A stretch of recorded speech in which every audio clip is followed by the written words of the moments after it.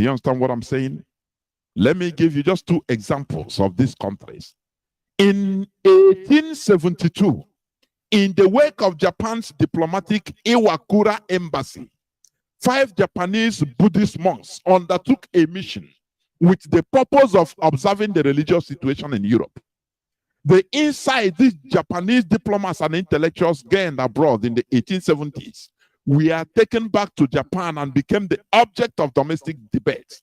The Japanese engagement with Western thought and the investigation of how it could serve Japan is usually referred to as the Japanese Enlightenment, also known as Bunmei Kaika movement. That is in Japanese, Bunmei Kaika movement. If you are near a Japanese that understand, ask him. He will tell you. The Buddhist reformers aimed at rebuilding Buddhism in accordance with the government's agenda by aligning with secularist ideas of the proper sort of religion for a modern Japan. Buddhist intellectuals during their era of enlightenment played a very huge role in the creation of a modern civilized Japan. Do you understand what it means? What Mazi Nnamdi Kanu started today, what is ricocheting all over the world, is he started the era of African awakening. When we ask questions without minding, without fear or favor, when we as humans, we are, prodded to reason with our brains that God have given unto us. People don't understand when he says reason, era of reason.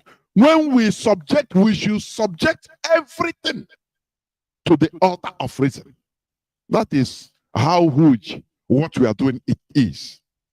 That is how huge it is. But some ignorant people don't understand this. They thought that, oh, look, the man is from Afara Ibeku, Omahia. So I know his house now. I'm sorry for you if you are not part of this, because we have stayed so long. Black Africans, we have stayed so long for centuries in this status quo.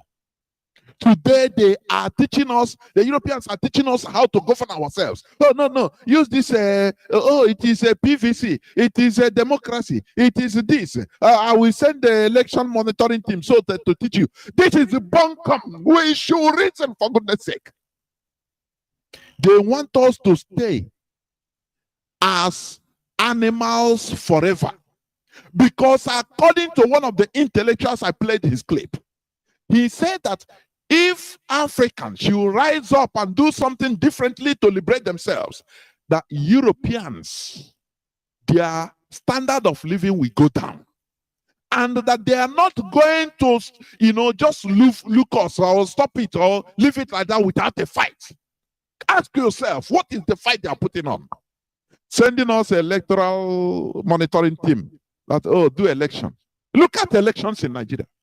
Just look at how things are fashioned. Look at the Japanese did this.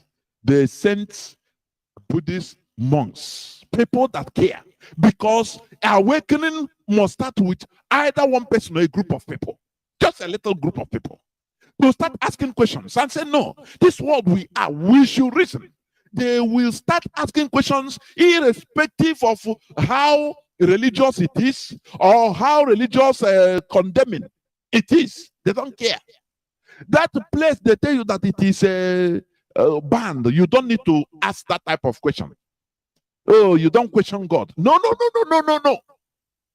The developed countries, they questioned God. I don't know how to, sometimes I don't know how to bring out what I want to say. I'm telling you. They questioned God. That place, they tell you that, when you ask question, this and that, are you question? No, leave it like that. Now they leave layers, and they allow us to, leave layers and layers of ignorance. Some things you ask, they say, no, don't go there. You don't know. So God is you don't know God. So you don't know, don't question God. So don't question, just believe. the era of belief in Africa should be over. We need to subject everything to the altar of reason. Anything that doesn't make sense, we remove it. That's it. Don't allow people to deceive you, continue deceiving you by telling you that the things of spirit, spiritual things are not understood by carnal mind. The stupidity is thinking. With our brain, we can do exploits. Japan was brainy, but still, until 19th century, they still want to be equal, no matter that they defeated the Europeans that brought modern weaponry in the early time and religion, Christianity. But they were not satisfied. These Buddhist monks were not satisfied with the organization of their country, of their nation. They want to be among the nations that are developed, civilized nations of this world. That is why they have to travel. They went to Europe and said, look, let us understand, without being biased, without being religiously sentimental, let us understand the secret of these people, the real secret, the true secrets of these people. Though we can manufacture, do things and replicate bombs and fight them, but their organization is number one. Let us emulate from them. Now they went there and they understood many things. And they came back, they modify what they learned with their own culture. Do you understand me? Because you learn from cultures, you learn from traditions. That is it.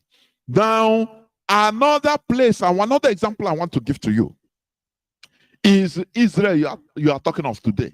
The Republic of Israel, you are seeing today.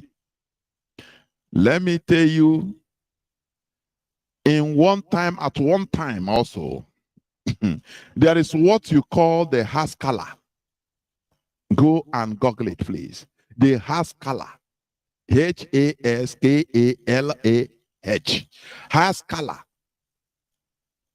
It is termed, that Haskalah, that word Haskalah is a Jewish word. Literally, it means wisdom, erudition, or education. It is often termed the Jewish Enlightenment. Do you understand? It was an intellectual movement among the Jews of Central and Eastern Europe, with certain influence on those in Western Europe and the Muslim world. It arose as a defined ideological worldview during the 1770s. And its last stage ended around 1881 with the rise of Jewish nationalism leading to Zionism, which played a key role in the restoration of the present state of Israel in 1948. Do you understand? One of the products of Haskalah is Eliezer ben Yehuda. We are just ignorant, honestly. That is why we are perishing. That is why we have arable lands, but we cannot feed ourselves. We always depend on handouts from Europe. We depend on handouts from America, from Japan. People that had their own era of awakening, their own enlightenment, and embraced it and cherished it. What you call Illuminati. Illuminated brains. Do you understand? Just like the founder of Buddhism. The founder of Buddhism. He is called the Enlightened One. That is the truth. Something Sadat, I've forgotten his name. The Enlightened One. The founder of Buddhism. Enlightened One. This man, let me tell you, before I go to the Haskalah, I don't know why I'm digressing, but I should. No, all knowledge are excellent. The founder of Buddhism, you know what? He was born with a silver spoon. He is a princess I mean a prince, sorry. His name is Siddhartha Gautama, the awakened one. He was a royal prince whose father had protected him from any kind of suffering. From the time of his birth until the age of 29, he was given everything that one could possibly want.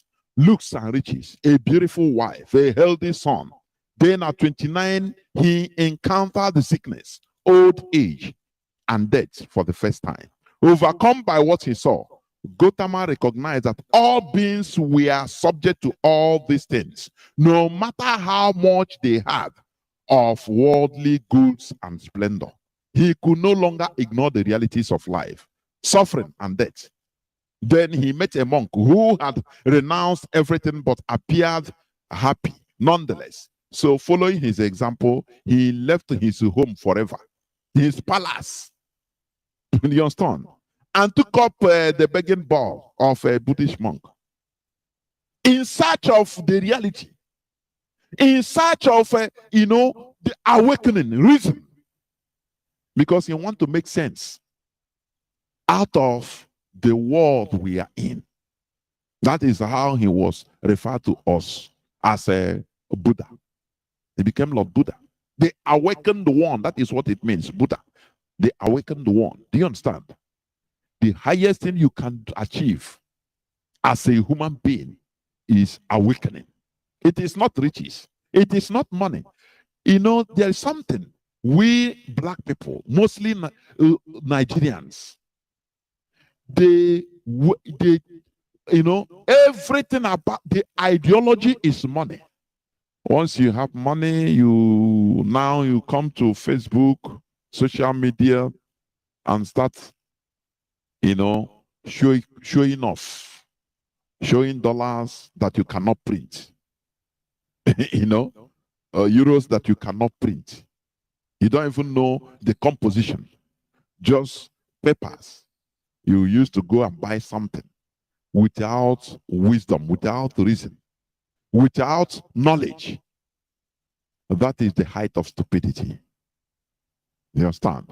And that is why Africa, black race, we are at the bottom layer of the world ladder. Whether you believe it or not, like it or not, anywhere in the world, the black people, the black race are at the lowest end. You can see 1, 2, 3 people, one individual being attached, using, the collectivity of other races in order to shine. And we have many of them, but it doesn't matter, because without all those entities that make you who you are to shine as a black man, you are nothing. You are nothing. You see, Philip Emeagwali, our brother that is still alive, that discovered the supercomputer website,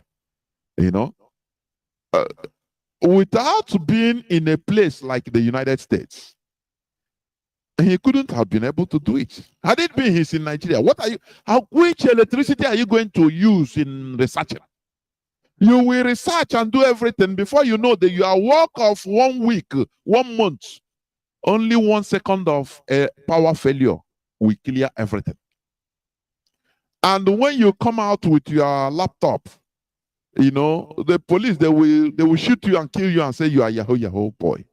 Because in Nigeria, youths are not supposed to carry laptop. In 21st century, for you to understand that we are behind in the world stage.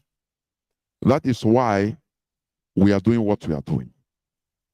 Let me continue a bit on the Haskala, please. Because I will go on. The Haskala, which means wisdom or education in Hebrew, was an intellectual movement among the Jews of Central and Eastern Europe. Yes. As I said, one of this Haskala produces people like Eliezer ben Yehuda. Do you know who this Eliezer ben Yehuda is?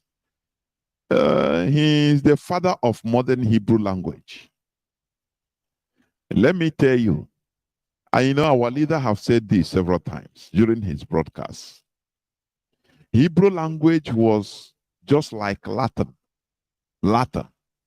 Do you understand? A dead language used in liturgical issues. When we talk about liturgy, it means prayers. It was reduced to liturgy, to using in what they use in prayers, because it is a language that was used in writing Torah. You understand? Aramaic also involved because all of them joined together. The Jewish of Europe, mostly, they speak a Yiddish, which is not Jew. Though they put some one word of old Jewish, but Jewish Hebrew language was gone, gone. Until the Enlightenment. Oh, Enlightenment people, anytime I'm on this platform, I continue underlining the importance of enlightenment. It is more important than everything, because that is why other countries are developed, why unenlightened the people, very primitive people that all believe in looting, that believe in only money, if they are going down, like Nigeria. Don't you ask yourself that question? In Nigeria, you go to mosque, you say, look, money. Allah will provide money. Don't worry. You go to Christian churches, oh, the worst. Day in, day out. Use money. Your miracle is on the way. Hey, money will come. Hey, will come. Oh, a miracle. People don't sit down to ask some pertinent questions. Why can't we use our brain? That is what enlightenment is all about. Using our brains in order to treat issues. Subjecting every matter not to sentiments, because in Nigeria our people are highly sentimental. Subjecting it to the altar of reason, not being biased. Reason, even if it is against your religious belief, as long as it is reasonable, it is accepted. Do you understand? Now, Eliezer ben Yehuda, he was born he's a Russian Jew. His name before was even Lushki. That was his name before he changed. He is one of the products of the Jewish Haskalah, enlightenment. And now we started saying that, look, we are Jews, we are Hebrews, but we don't speak our language. And no place in the world was our language spoken. Only used in prayers. You understand? How can we do it? He didn't start praying for God to come and do it for him. No. He engaged himself. History said that this man, he didn't allow his children to go out to even hear the sound of his children, his family members, his wife and children, to even hear the sound of the squeak of birds. He started teaching them Hebrew, cut and join, researching, removing all those words one by one from the Hebrew, from the Torah. Now started teaching it himself and his family. His children he didn't allow the children to even go outside. Talk less of going to outside school. He trained them indoors so that no language will, complicate or compromise the Hebrew he's teaching them. Do you understand? That is how desperate the man is. But I know when the man is doing like that, I know some people might be laughing him.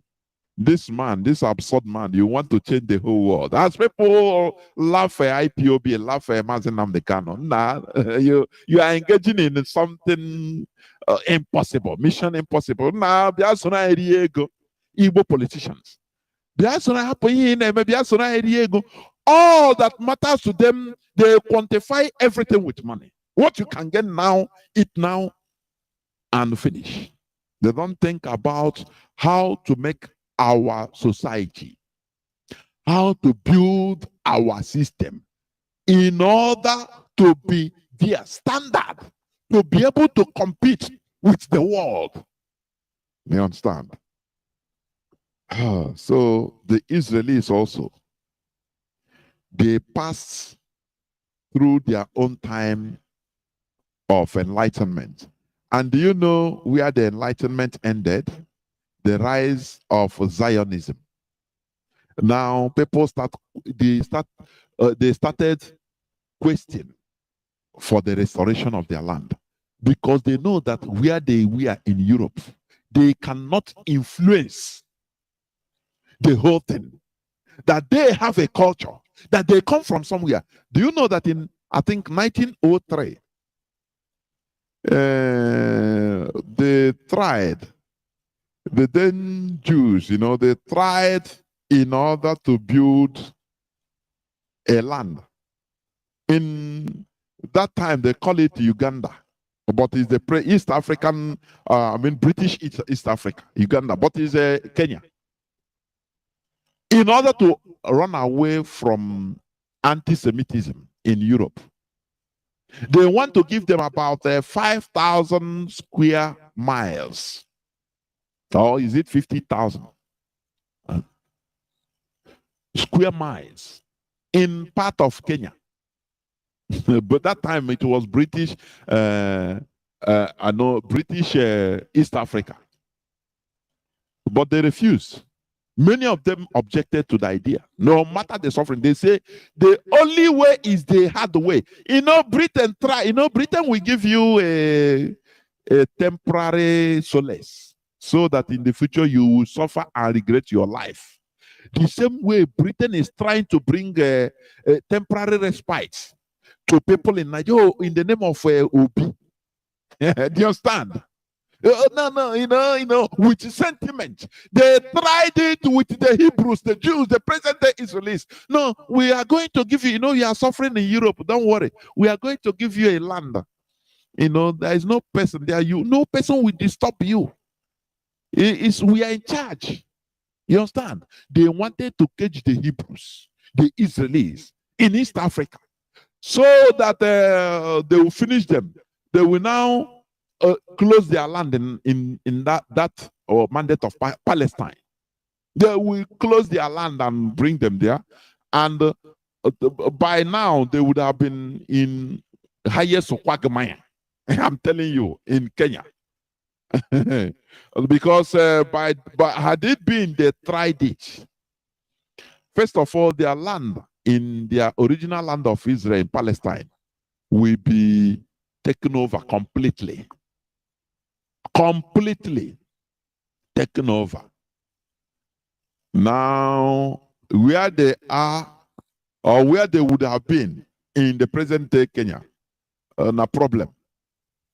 You understand? A problem. Because the owners of the land will start demanding for their land.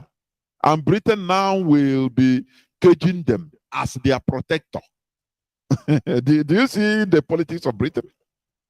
But they enlighten the people. They see the future. They saw the future. They don't go with a sentiment. They say, no. Thank you for offering us British East Africa. But we have a land. It's our natural land. No matter how odd it is, the only way is the hard way. When people tell us, Biafra restoration, when case mayor enter into Nigeria politics, from there, how many people? APGA was formed with Biafra sentiment. APGA, the party APGA. But where is it today? Where is it today? Government of, how do you call it? Is it government of national unity, or be de facto government of Biafra? That was the object of DJ Reza. Where is it today? He named their president Asari Dokubo. Where is it today? He is fighting with Tompolo on 4.5 billion naira contracts pipeline guiding contract. Do you see that the only way is the hard way? That is why we are consistent. Because when you study history, you will get fortified that what we are doing, other people have passed through it. You understand? If we continue being consistent, not changing. After all, David Ben-Gurion, when he was asked, why do you choose the name to revive Israel? There is no proof that we are Israel, that anything Israel. He brought out the Torah only in the parliament. Because many people were telling him, many of his people, Nana, leave this thing, you are complicating the whole issue. Why are you bringing this name? Why not we answer this Palestine, even if it is southern Palestine we are, or and when the case so that when we get our leg, we can change our name. He told them, foul. The only way is the hard way. We are Israelis, our ancestors, we are Hebrews. We are Hebrews.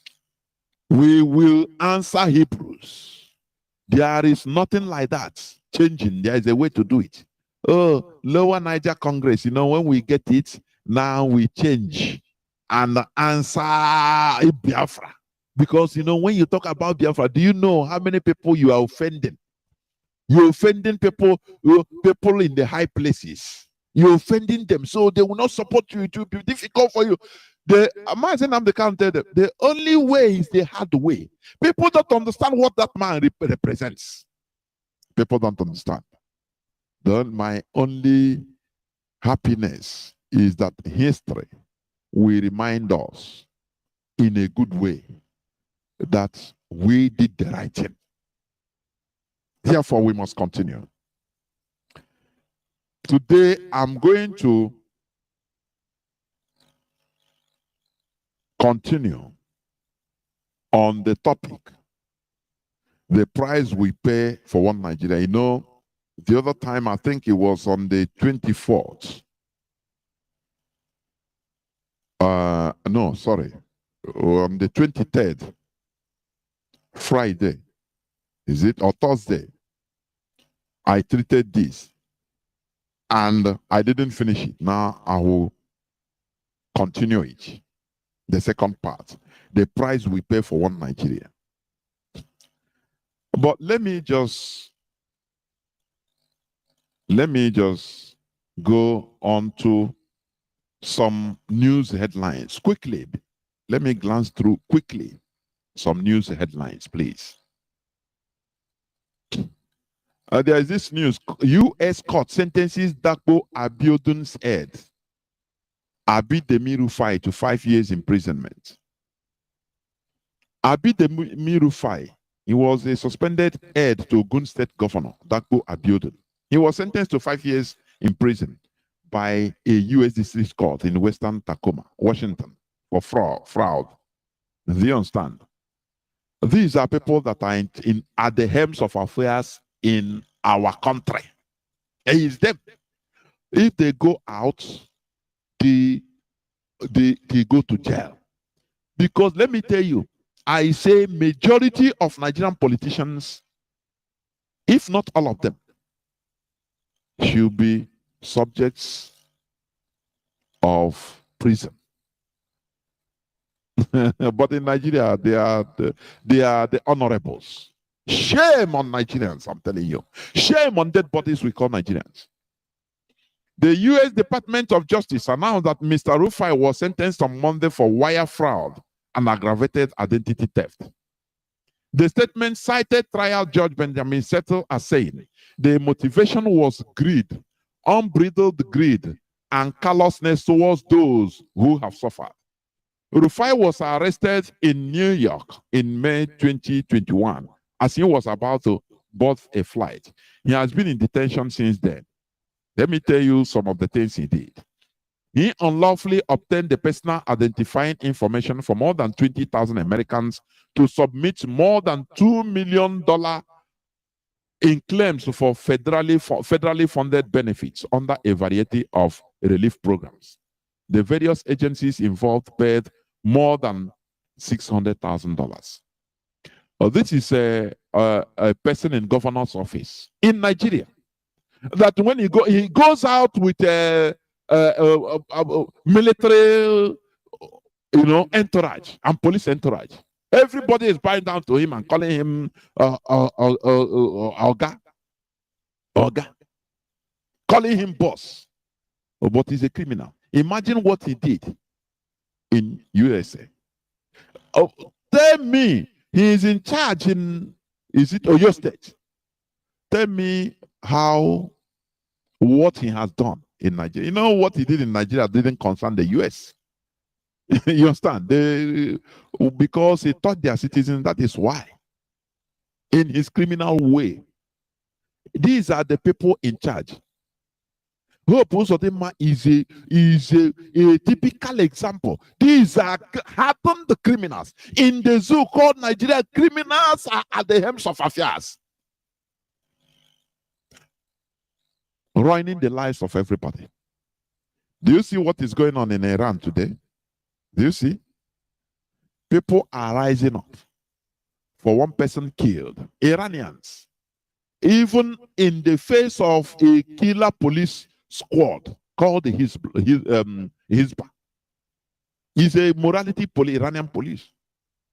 Now, but people are rising up, protesting for how many days now? Going to 2 weeks in Iran, facing the killing of police and military, the onslaughts of the government. They don't care. Tomorrow, when they sanitize their country, when they pay the ultimate sacrifices, you will go there to claim rights. Oh, no. Are you, this is job, I need to get it. Is it because I'm a black person? Black people, Nigerians are very good in claiming rights in other people's countries that are sanitized and developed. They claim rights, but they do this in their land. No way. Dead bodies, I call them. Dead body. Nigerians are dead bodies. You understand? Look at NSAS protests. It turned into, they destroyed it with tribalism. They destroyed it. Tell me how Nigeria can be better. One of the people running Nigeria is in jail. Ekweremadu, who is honorable in Nigeria, he's in jail. He's still in jail. How I wish he will die there. Do you understand? Ekweremadu, who is a high honorable, somebody that IPOB, targeted to ask questions in Germany, and that was where the rise of infiltrators you are seeing today. That is where he was contracted in order to avenge for Ekweremadu, to destroy IPOB from within. That is where the thing started, the contract started. They asked, who shall I send? Ekweremadu asked, said, no, this thing I will not, this disgrace, I will not take it light. I will not forget it. Igbo people, they are always tigers when it is against their own people. But when they meet a foreigner, they turn to heavy, obedient chickens. That is how they are wired. But we are changing the status quo. Do you understand? Now, let me also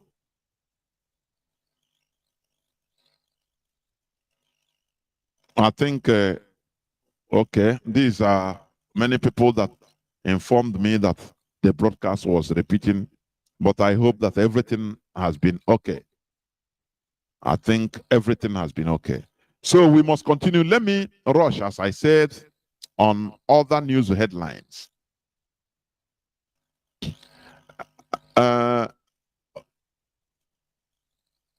Okay. Travelers panic as kidnappers take charge of Ogun Federal Highways. Kidnappers take charge of Ogun Federal Highways. These are bandits, the Fulani terrorists. They have marked their presence in Ondo, Ogun in Southwest. Are they sending to Kanu jets there? The answer is no. Are they going there to burn houses, to kill everybody? The answer is no. But ask yourself, why is it that when it comes to our own land, it becomes something different? You know, Senator Baribe once said something when he was interviewed by Rudolph Okonkwo. He said, why is it that when anything Igbo people talk, it become another thing? He said, because we thought, many people ignorantly thought that the Biafra Revolutionary War has ended. No, it is still going on in the mindset of the caliphate. Do you understand me? It is the ignorant Igbos, Biafrans, that thought, oh, 1970, the war ended. No, the worst part of the war is still going on. That is for complete conquest. If not for Mazi Nnamdi Kanu's rising up, I'm telling you, by now we would have been finished. I'm telling you. Anything we do, because for the caliphate, anything they are doing for us, or it's just like they are throwing away that thing. Second Niger breed, they say they are building since 40, 50 years. They put what do you call it? Toll gates, so that we are the people plying it will pay. First in history. Other places, no. Federal roads, no. We go to Benue Bridge, Lokoja, everywhere. Everything is okay. But when it comes to our land, they feel that they are throwing anything they are doing for us. Is throwing away. They are throwing it. How can Onyamere benefit? But how will people know? This guy called us the stubborn Igbos. I put ignorant Igbos. How would they know? Let me continue. There is this news about, let me see.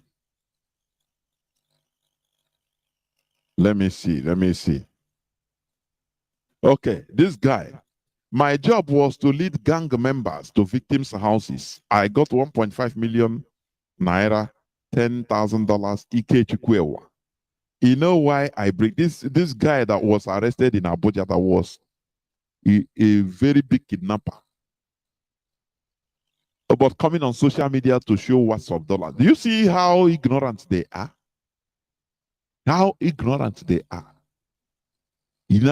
And his photos of where he is singing in churches, the pastors are eating and dining with pastors under the GOs. People are worshiping him. Do you see how Nigeria is a den of evil people, criminals? There is something that made me to bring this. Do you know, this man is a German, but now they brought out his real name, his original name, Emmanuel Ikechukwu Ewa. He is from Cross River. You understand? Oh God Almighty! I know people. When something like this happens, now they will bring out the real, attach it to Igbo. We don't disagree. It doesn't matter. His name is Emmanuel Ikechukwu Ewa, known as John Lion. Leon. Had it been, it is not about kidnapping. No person will know his name, his real name. We say, oh, no, if Nigerian man, they call Igbo man. No, not Igbo man. That's why I brought this in, because to showcase to people about the hypocrisy in the Nigeria setting, the utmost hypocrisy, and who is, sustaining all, aiding and abetting this hypocrisy. The same people They divide you, separate you, and you accept. I'm not Igbo, but now you are Emmanuel Ikechukwu, right? Ewa. Yeah, Emmanuel Ikechukwu. Because you have committed crime. If not, oh no, I'm not. This man is Leon, John Leon. All of them, David Mark. Look at the names they answer. When they tell you their real names, you will shock. But we must continue. We must continue. What the caliphate did to us, what the British did to us through the caliphate, is mind-boggling. I'm telling you. That is why I said Mazi Nnamdi Kanu started something very huge. I say very, very huge. People don't know. Awakening us. Do you know what it means? That is the right path. We are on the right path. Let me continue, please, because time is going. Time is not on my side, but we must continue. Release Mazi Nnamdi Kanu, VSS can't manage his health. IPOB leaders lawyer insists. Barrister Ejiofor, he said it. And Nigeria must listen to the voice of reason. They must. We are not begging them. They must release Mazi Nnamdi Kanu. You understand? Because well, time is ticking anyway. We must continue. Last but not the least, how Nigeria troops kill unarmed residents in Southeast, label them IPOB members, which is correct. This is now official. They slaughter us. And who is helping and bringing and abetting them? The Igbo politicians, Hope Uzodinma, Ojo Zokalo, all of them. Soludo. These are the people that are bringing the Nigerian military, the Nigeria police, Ebubago, all their terrorists, in order to kill, slaughter innocent Biafrans and label them IPOB. Whereas in the Nigeria courts, no IPOB member arraigned in the Nigeria court has ever been convicted. No, I said no single one. Nobody. Ningen. Nobody. No person. That is why they kill us secretly. They abduct and kill. Very pathetic indeed. But will it debar us? What they are doing, Wole Soyinka told them, you can never fight, you can never defeat ideology. Pastor Ginla told them also, you cannot defeat ideology with guns and bullets. It is impossible. The more you kill us, the more you are bringing more of us into our cause. And let me say this before I start, please. There is these politicians, Igbo politicians mostly. You know what they engage now? Because this is a very grand agenda, grand plan they are doing. Now, they go and buy or sponsor, what do you call it? Buses, children's school buses. Put their names. Say it's PDP or APC or this and that. Do you know what they are doing? What they are doing is evil. Do you know why? What they are doing now is, after they will turn around and use their criminals to attack all these buses. And when they attack all these buses, kill children, they will say, no, it's IPOB, it's ESN. Ask yourself, why is it now that they are campaigning, buying school buses for children? Ask yourself that question. Therefore, please, Biafran families, parents, father and mother, sisters and brother, do not allow your kids, your children, to enter into these buses. Like in Abia State, ABCK here, something like that, right honorable. Now they know. Why didn't they buy all these buses before? Now election is coming. The time of fraud. You know, all of them, Nigerian politicians are, if it is in America, all of them will be in jail. Some will be sentenced to death because many of them have been killing. You understand? But in Nigeria, they are angels. They are the people in charge of everybody's destiny. One is serving 5 years in imprisonment in America. You understand? You are honorable. Please, do any boss that has any party insignia, do not allow your children, any of your child, to enter into that bus. Because these people, they plan evil. They will use their criminals to attack and kill. What they want to do is to target to IPOB, to ASN. By that time, somebody that have died, your children that have died, they have died.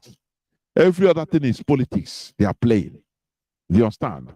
Do not allow your child to enter into any of all these buses, even if it's free of charge, please. Therefore, I will go into the subject of my submission, which is the price we pay for one Nigeria, part 2. The amalgamation of Nigeria comes with a heavy price. Destruction of indigenous culture and civilization to the sole benefit and interest of the European colonialists. The Fulani are non-indigenous people. They are not indigenous. They are not indigenous to the Nigeria setting. Do you understand? They are used by the British to continue their shadow colonization in Nigeria. That is neo-colonialism. The Fulani are being used. We Biafrans are the sacrificial lambs for the continuous existence of Nigeria. Normally, Nigeria as a country only exists in the paper. Realistically, there are no Nigerians. Do you understand me? You know, I've asked this question: who are Nigerians? Who is a Nigerian? Do you know that this is a question? Only that simple question that led to Indians restructuring themselves, opening their eyes. They asked that question before independence. They say, look, this thing that Britain is shouting, Magandi is shouting, oh, independence, yes, it's good. But let us face this question first before we go to this flag independence. Who is an Indian? Let us define an Indian, please. This is a question that the caliphates have been shying away from answering or from facing. Who is a Nigerian? And you find out if you make this question a national discourse, you find out that nobody is a Nigerian. It's just an illusion that they are using. How can you have a country that has a caliphate in it? You have the Sokoto Caliphate. How can you have a country, but the Sokoto Caliphate is there, that is commanding, that is more influential? What type of people are these? Oh, you Nigerian dead bodies, what type of people are you? Is it not high time you rise up? Is it not high time you rise up to define who is a Nigerian? That question led to the disintegration. I will not call it disintegration, restructuring. India restructured themselves to who they were before the advent of Europeans. That question, to answer it, many things we started coming up. They say, no. Which means we are not a nation. We are not a country. So it's better we restructure ourselves to who we were before these people came to cobble us together. Let us tell ourselves the truth and face the reality. And they had independence as two countries, India and Pakistan. Today, are they not doing good? Even they restructured later into several countries: Myanmar, Burma, Sri Lanka, Bangladesh, all of them. But before that, Britain cobbled them together as one giant zoo. Nigerians don't want to face this question. Who is a Nigeria? Oh, let us make Nigeria great. Oh, we have to be here, Nigeria. But the question is, who is a Nigeria? No person wants to answer. Remember, I'm talking about the price we pay for one Nigeria. I will play this clip, which you have been hearing, but I will play it. Listen and listen attentively, please.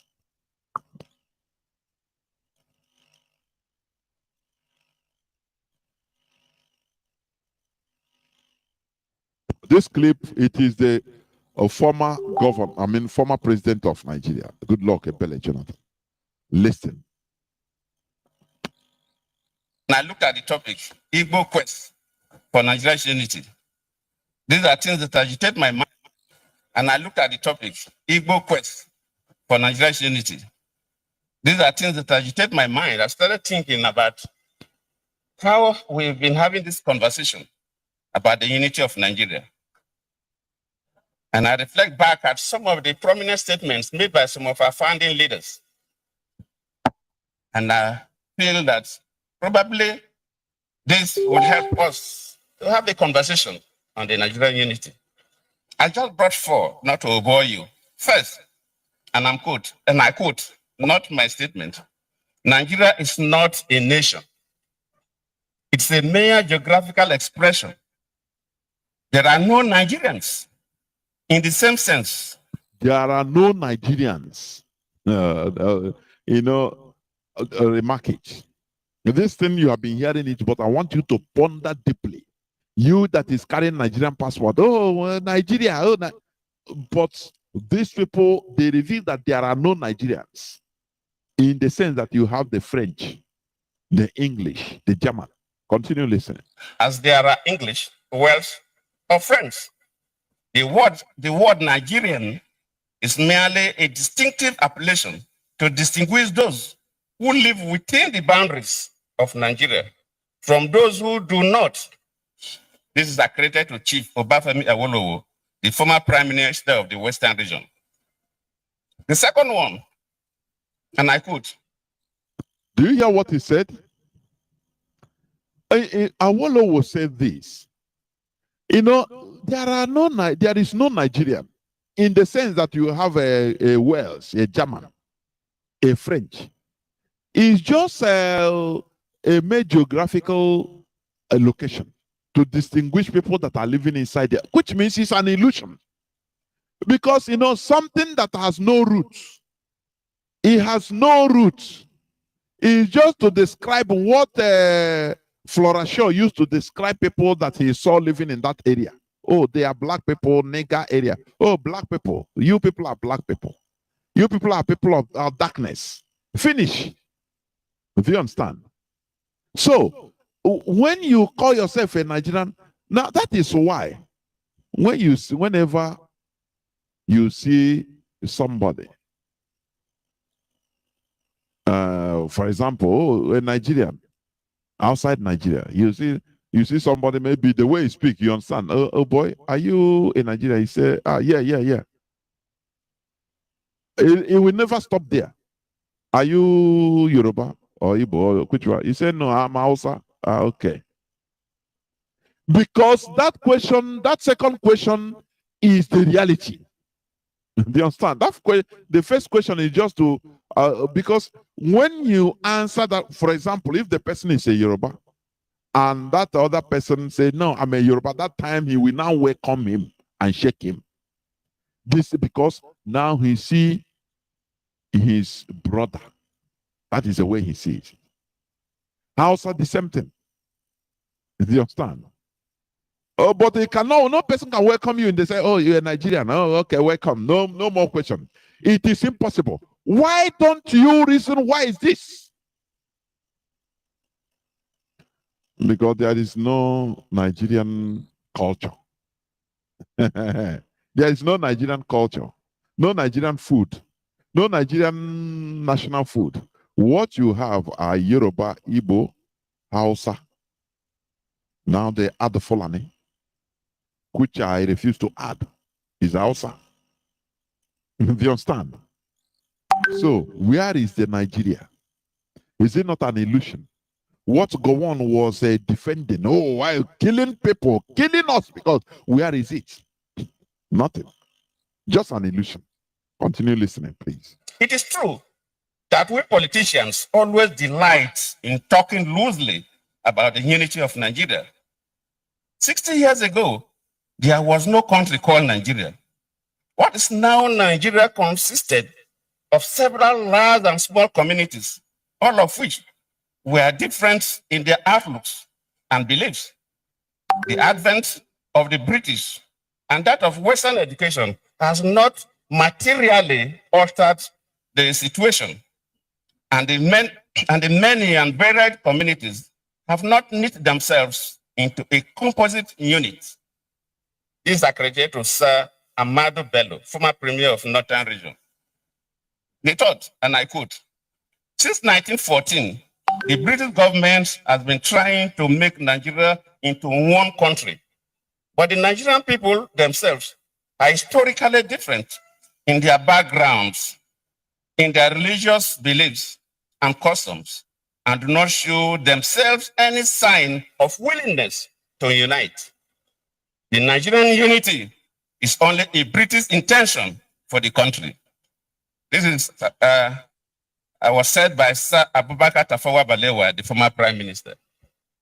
The fourth and the last, let me not bore you.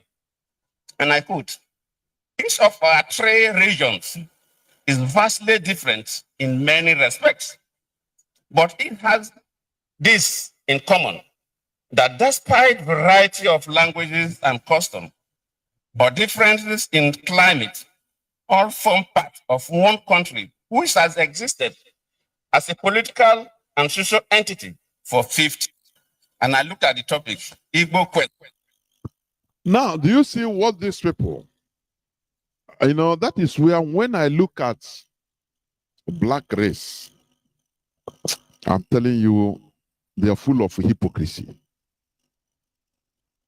Awolowo, Ahmad Bello, Tafawa Balewa, Nnamdi Azikiwe, they agreed in one thing, that Nigeria is an illusion, that Britain is just trying to force Nigeria on everybody. Now, the question you ask is this: why do they continue in that, accepting that forcefulness? That is what baffles me. Because that question, who is a Nigerian, that is where it comes into play. They all knew that one Nigeria is just an effort in fertility. But why can't they do what the Indians did by telling themselves the truth? And all of them resisting. It beats my understanding. Now, when you look at these issues, you see that they agreed to rule. They agreed to,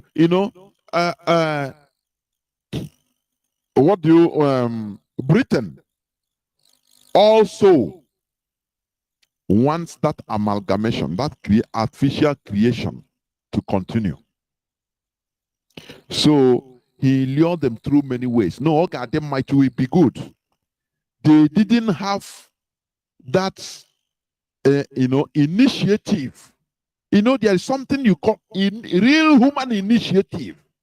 That initiative the Indians used in defending themselves ideologically in the face of Britain. That initiative, black people, they don't have it.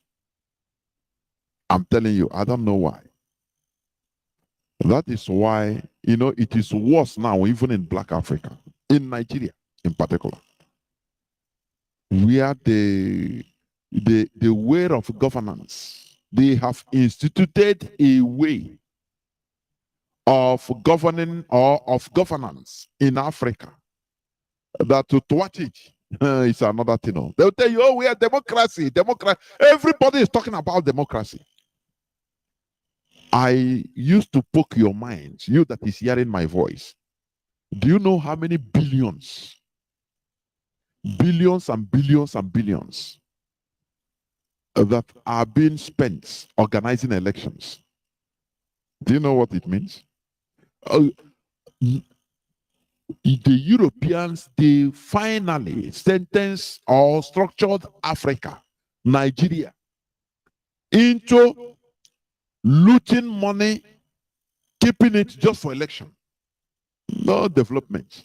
Development becomes a tertiary, not even secondary, tertiary issue. It's very, very sad. All that people talk about is voting, election. That is when to make money. Billions and billions going every blessed election year. Nigeria is 4 years term. A new president will use 2 years, 2 initial years, in order to blame the former president. To let Nigerians know that nothing in the safe. Nigeria is bankrupt. So just know that the former people in power, they have stolen everything. Okay? So be ready for suffering. Now, that is for the first 2 years. Now, the last 2 years will be for campaign. It becomes a cycle. There is no, tell me, what is Nigeria budget for technology or technological advancement? Do you know, I don't think whether they even have a budget for that. That is how sad it is. And people are there. Do you understand?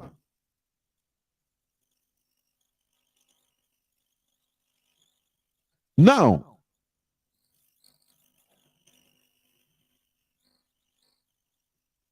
okay. Sorry, I was reading something somebody sent to me, but we must continue. People don't talk about technological advancement the way other developed countries talk or talk about it. No. Everything that takes, priority in Nigeria is election. They spent billions and billions of dollars printing PVC. Now they dump it. You see how they throw millions and millions of it. All is election. 2 years of blaming previous regime. Now 2 years of looting money for the next election. When will it end? Let me ask this question. When will it end? You are following people that have had a system, infrastructure in place that is maintaining that type of democracy. You are thinking about, look at Italy now. They say the extreme rights won. People that are always worried are Africans. They always, no. When Trump was there, it's Africans that are mostly worried. Extreme rights now in Italy, Africans are worried. No, we just thought, why can't you do your own thing? That is the problem. That is it. I allow every country to run their own lives, and let us run our own life. Do you understand? If we can collectively have this type of ideology, it is part of that awakening. Because we have to chart a governance, a government, a system that is, for us, that is peculiar for ourselves. I used to say this.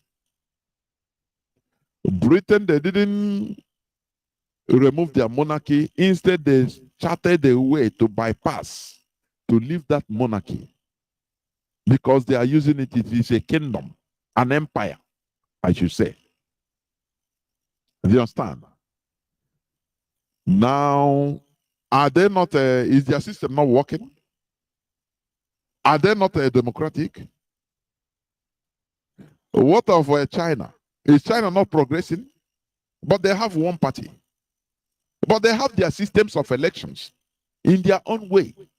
Why must it be that we have to follow the European system? The way to book, always we are learning. We are still in kindergarten stage and we are learning. Are we not human beings, for goodness sake, in order to chart our own system of government instead of spending billions and billions every blessed election year? Oh, governors are also the same thing. People enter into political office to loot for money, hide it, waiting for elections. Now, people go to Europe, to Western countries, to pledge loyalty to their secret services, to be their agents, in order to win an election in Africa. Do you see that? When are we going to remove ourselves from this cycle and cycle of idiocy that was imposed on us? When? Okay. The so-called founding fathers, they knew that Nigeria is not going to work. They knew that Nigeria is going to work, but they continued anyway. They were pushed by Britain, deceived, and they fell for it. But they couldn't do that in India, because these are people that are human beings also. Do you understand? Good Luck Jonathan said it in his statement, I think some years back, whether 2 years ago or how many years ago. But when Nigerians learn, they continue deceiving themselves. You know, it is disgusting for people to say, oh, we must live together. Are you fighting against our living together? You are an idiot. You know, are we not living together with Ghanaians, with Cameroonians? Is there any problem? That is a question if I see all those idiots living together, as if we are, are you not living in diaspora together with the people that you are in their country? But the problem, what we are asking for, governance. Let us govern ourselves our natural way. You can live anywhere. Do you know that we are not fighting against Fulani per se? Let me tell you, ordinary Fulani. We have Fulani. If Fulani, as a Fulani person, you come to our land, you engage in normal business, do rent, live normal life. We are not against you, because we live in foreign lands also. We are not against you per se. But the issue is that they subjugate us, try to push us in order to live the life that is not our natural life. Do you understand? In the north, Sharia north, they tell us that selling beer or alcoholic beverages is against their right. Against their religion, and they destroy our goods, our livelihoods. They kill us at will. And I have let me go direct. We have a breaking news that Nigeria DSS is feeding vultures with the bodies of executed Biafrans in Kaduna forest. Do you understand? Do you know that? That is why, our people, we are the most stupid set of human beings on earth. They are taking us one by one. Our people know how to hide their pains more than any type of human beings on earth. Instead of organizing themselves in the north in order to defend themselves, no, they are getting lost one by one. The other day, 2 Igbo businessmen, big businessmen. One is Ifanye, trading on battery, big battery dealer, car batteries. He was shot and killed by Fulani bandits. He didn't make a brouhaha. Who talked for us? Nobody. A very reliable intelligence has revealed to the IPOB intelligence unit the horrific manner the Nigerian state security is ending the lives of abducted Biafrans in faraway northern region of Nigeria. According to this intelligence report, there is a very expensive equipment imported into the country for the sole purpose of tracking Biafrans through their phones.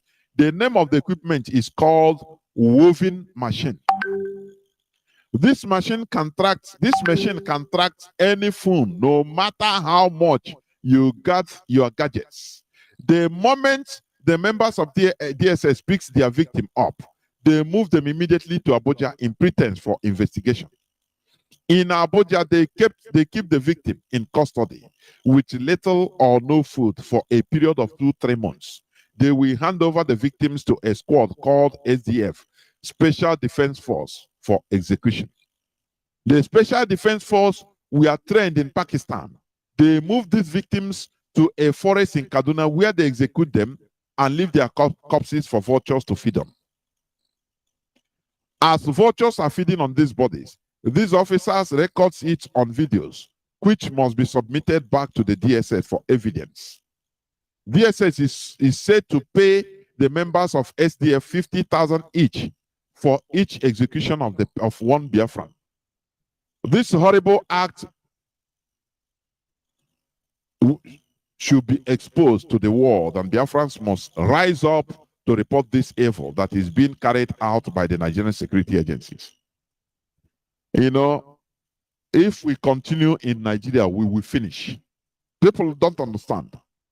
How many people are getting lost in the north? How many Biafrans are getting lost in the north every day? Do our people care? Everybody is individually minding himself, going his service.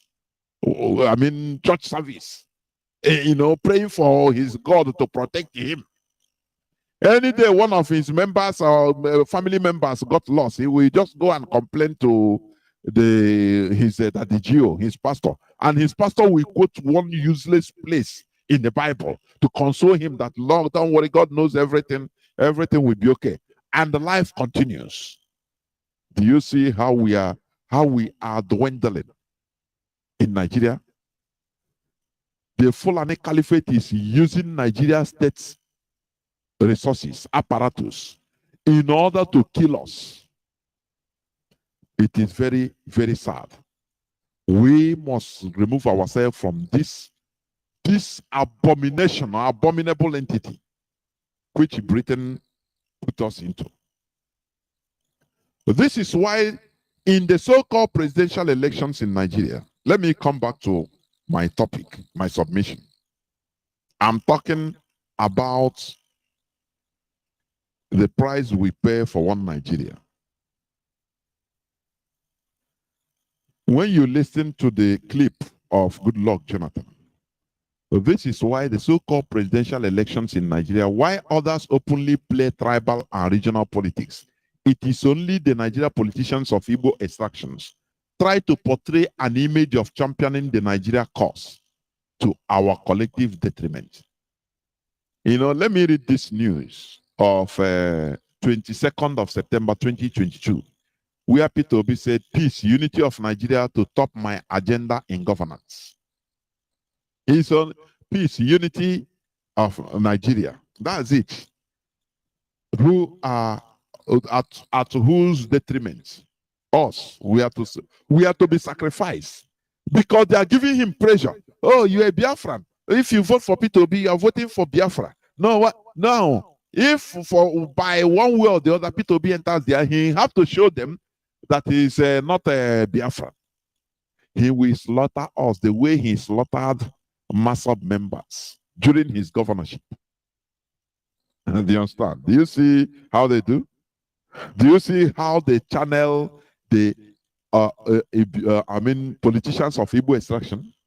They put them pressure. Prove to us that you are for Nigeria, you are not for Biafra. Is it not what they told Wike? Oh, you'll be a president, but we wanted to make you a president, but it seems you are even supporting IPOB. He said, me? They say, okay, not it's what they say. Prove to us now. Let us see. He went back and started massacring our people in Obibo to show that he loves Nigeria. So the love of Nigeria is our detriment. The killing of Biafrans. Do you understand that? Peter Obi said peace and unity of Nigeria is top of his agenda in governance, because that is the way we are programmed. I will continue in what I'm saying. All others are playing tribal politics. All others, they don't care. All are playing tribal politics. They don't hide it. But it is only Igbo man, a Biafran, that he's always asked to prove that he is a bona fide Nigerian. And he have to satisfy by sacrificing us. Now they are killing our people secretly in Kaduna. Do you hear Hanes and Igbo raising alarm? Do you hear them? No. You don't hear them. They are killing our people using DSS and feeding the corpses to the vultures. This is how bad it is. This is the price we are paying for one Nigeria. Do you see them kill Cameroonians? The answer is no. Do you see the caliphate killing Benin Republic people? Now the answer is no. But because we are in one Nigeria with them. If we become a country, our nation, our natural self, no person will treat us with this disdain. Do you understand? After all, Israel now is a country. Go on. Do you ever mess with any Israeli anywhere? Can any country, any people mess with Israel anywhere, or Israeli citizen anywhere? But in our own country, because we are in one Nigeria, they are killing us everywhere. In Kaduna, in the north, secretly.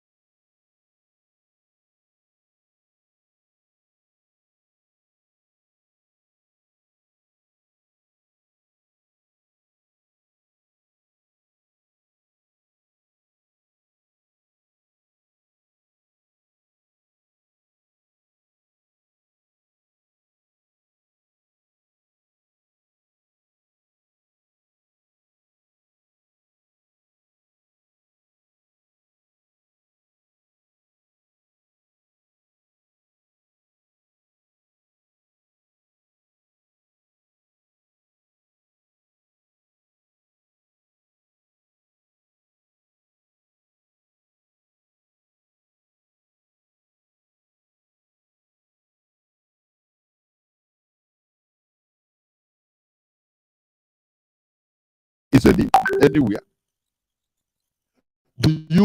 Can people mess with Israel anywhere, or Israeli citizen anywhere? But in our own country, governance is on peace, unity of Nigeria. That's it.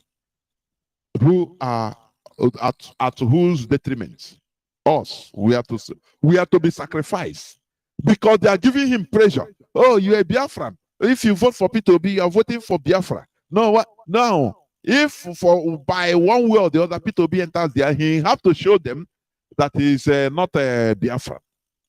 He will slaughter us the way he slaughtered Massab members during his governorship. Do you understand? Do you see how they do? Do you see how they channel the politicians of Igbo extraction? They put them pressure. Prove to us that you are for Nigeria, you are not for Biafra. Is it not what they told Wike? Oh, you'll be a president, but we wanted to make you a president, but it seems you are even supporting IPOB. He said, me? They say, okay, not it's what they say. Prove to us now. Let us see. He went back and started massacring our people in Obibo to show that he loves Nigeria. So the love of Nigeria is our detriment. The killing of Biafrans. Do you understand that? Peter Obi said peace and unity of Nigeria is top of his agenda in governance because that is the way we are programmed. I will continue in what I'm saying. All others are playing tribal politics. All others. They don't care. All are playing tribal politics. They don't hide it. But it is only Igbo man, a Biafran, that is always asked to prove that he is a bona fide Nigerian. And he have to satisfy by sacrificing us. Now they are killing our people secretly in Kaduna. Do you hear Hanes and Dibo raising alarm? Do you hear them? No. You don't hear them. They are killing our people using DSS and feeding the corpses to the vultures. This is how bad it is. This is the price we are paying for one Nigeria. Do you see them kill Cameroonians? The answer is no. Do you see the caliphate killing Benin Republic people? Now the answer is no. But because we are in one Nigeria with them. If we become a country, our nation, our natural self, no person will treat us with this dead. Do you understand? After all, Israel now is a country. Go on. Do you ever mess with any Israeli anywhere? Can any country, any people mess with Israel anywhere, or Israeli citizen anywhere? But in our own country, because we are in one Nigeria, they are killing us everywhere. In Kaduna, in the north, secretly, they are killing us. In our own land, because we are one with them. We are living with them as one country. So they must subjugate us in the way they want us to be, not the way we want to be. No. So that is the cause. Let me also play this before I open the lines, please.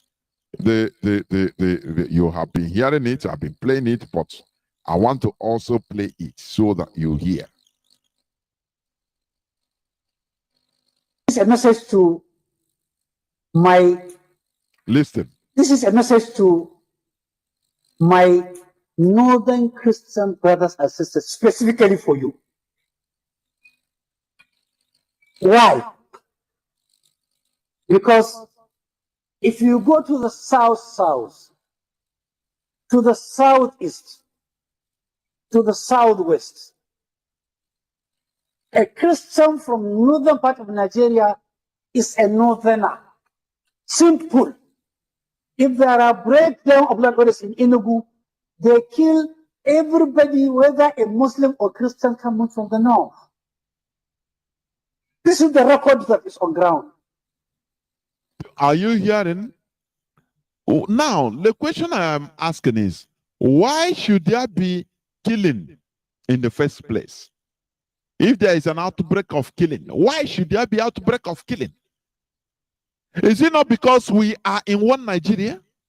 Have there been outbreak of killing of Cameroonians in Nigeria? Let me ask this. When there was Ghana must go during the time of Buhari in the 80s as the head of state, military head of state, the same Buhari, they were not killed. Do you understand? Because they have their own country. They tell them, oh yeah, go back to your own country. Which is wrong anyway. Have you ever had the killings of Togolese in Nigeria targeted? The answer is no. But here they are insinuating always if there is a outbreak of killings, which means it is something that is they know that comes from time to time. Why? Because we are in one huge mess called Nigeria. If they are living on their own as a separate country, now we are living on our own as a separate country, we will have mutual respect. We will treat ourselves with respect according to the international law. Have you seen Pakistanis being targeted and killed in India?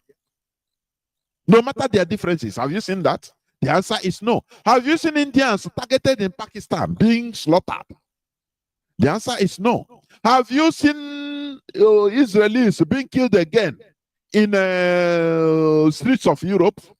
The answer is no. Because they have their own country. So they are now protected by the international charter concerning countries. But we are in a huge mess called Nigeria, one Nigeria, and that is why we are killed. We are suffering for it. That is what this man, listen to what he's saying. Now, if we can always insinuate about rise of killings, which is expected all the time in the north, in this and that, if not, kill south, if south, kill north. Why are we staying together, for goodness sake? That is the question that should be discussed in Nigeria. But dead bodies they don't care. What matters to them is, now wow, give me 100 naira and I will vote for any person that gives me money. Dead bodies, the most stupid set of people on earth are Nigerians. Have you heard about in any other country where they are insinuating that their fellow citizens, it is because it's what they expect. The East will kill West, or the South will kill North, or the North will kill South. Have you ever had it in any place, any other country? No, it's only in Nigeria. Because that is how Nigeria is programmed to be, one Nigeria. Listen, continue listening to the hate speech of this man. Is it Mahdi or what? Nobody can deny this. Christians of northern extraction think wisely, act wisely, behave wisely. You have no business voting a southern candidate based on Christianity. At the end of the day, his agenda is not you. If all these speeches, hate speeches, evil speeches that can never be allowed in any other country in this world are coming up in Nigeria just because of election. Now tell me, what is Nigeria then? What is Nigeria? Nigeria is not a country. If things like this should be allowed, which is what is happening, the reality facing Nigerians. But those people care? Do people care? No, they don't care. Wow, dead bodies everywhere. Most useless people on earth everywhere. They will use it to make a comedy. Now they say, wow, Christians in the north should not vote in the south. If there is a war, every time a war is expected. Killings and slaughterings are expected because we're in one country. If we have our different nations as Biafra, Arewa, or Dudua, there will be mutual relation, mutual respect. Nobody will be thinking of killing each other because each country will have their army. We have their different modes of ways of life. If you are coming to Biafra land, you have to come and stick to our rules, our laws. The same way the Fulani that travel, they will travel to countries like South Africa and stick to their laws. They will not go there in order to implement, force people to implement, carry their own ways of life, to force South Africans to live their own way. No. They will not go to Angola in order to force Angolans, in order to live the way their tradition. No, no, no, no. To live the way the Fulani want them to live. No. But in one Nigeria, we are cajoled, forced, intimidated to live the way the Fulani wants us to live. That is the price we are paying for one Nigeria. Continue listening. His agenda is his own tribe. If you pick Obi, his agenda is not Christianity. He could be a fantastic Catholic. But below the Catholicism, he is a die-hard Biafra. If you vote Obi, you are voting for Biafra. No missing of the words. If you vote for Biafra, you are voting for the destruction of the North. Are you hearing what he said? Voting for Biafra is voting for the destruction of the North. And you ask the person how. If we have our republic, Biafra, Republic of Biafra, or independent Biafra, because I don't know how we shall call it, whether republic or federal anything, or it can be anything. After all, it is our own thing. We name it according to us. After all, Dubai is it's an emirate. You understand? Ruled by emir. But they are progressing because it is their system. They modified it to fit this modern world. And it is advancing. So if we have our nation, we can modify it and name it anything we want in our own way. If we have Republic of Biafra, we will have our laws according to our values. And the people coming into our country will respect our laws, our values. The same way we Biafrans respect the laws of people, other people's countries. Do you understand? After all, there are Biafrans everywhere around the world, including Saudi Arabia. They go there, they respect their laws. You cannot go there and say, because you're a Biafran, you have to behave the way your law is in Biafran land. It is lie. They'll kill you. Mutual respect is what we are clamoring for. And we cannot get it in Nigeria. It is impossible. Because there will be a continuous clash of titans, clash of civilizations, clash of cultures. Endless. It will be endless. Britain knows this, and that is why they put us together. They coupled us together, amalgamated us together. Because while we are fighting each other, we can never think of development. We will be forced to defend the criminals because they are from our tribe. Do you understand? That is the pathetic part of it. So they continue reducing our standard. A time will come, that reduced standard will become our norm, and it will be very difficult to change. Now, even a criminal, a Biafran criminal, we have to defend him. Why? Because they say he's suffering injustice.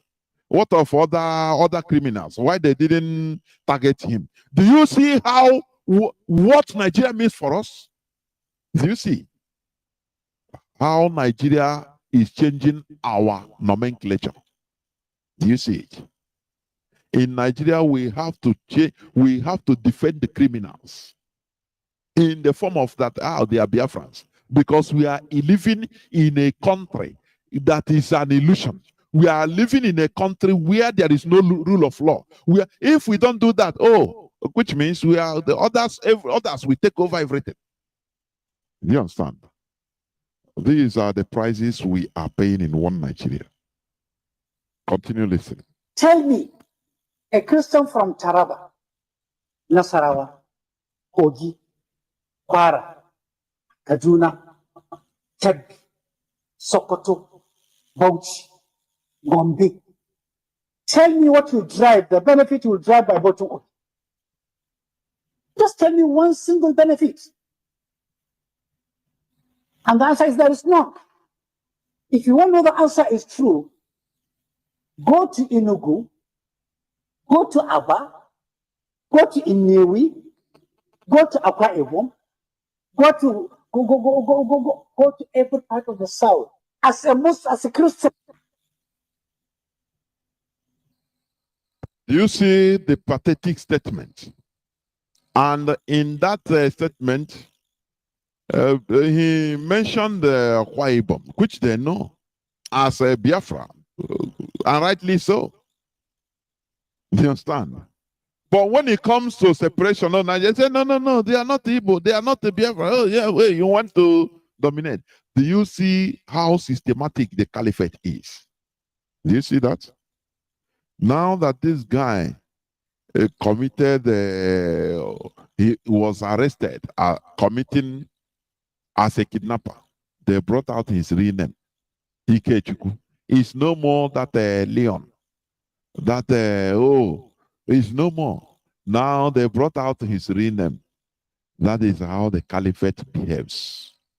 They know where to touch us at any given time so that we start behaving in, the way they want us to behave. But IPOB is here in order to stretch our head or stretch our neck, stretch back our neck to the right position. And that is what we are doing. For your information, historically, let me tell you, in 1945, Awolowo formed the group Egbe Omo Oduduwa to forge Yoruba unity, bringing together traditional and educated elites. You understand? The party of Awolowo, Egbe Omo Oduduwa, he was formed to forge Yoruba unity, not Nigeria unity. Listen. Egbe Omo Oduduwa was advertised as a non-political organization for men and women of Yoruba nationality to build the Yoruba state of Nigeria. Do you see it? Okay. In 1950, Macpherson Constitution introduced democratic elections in the country.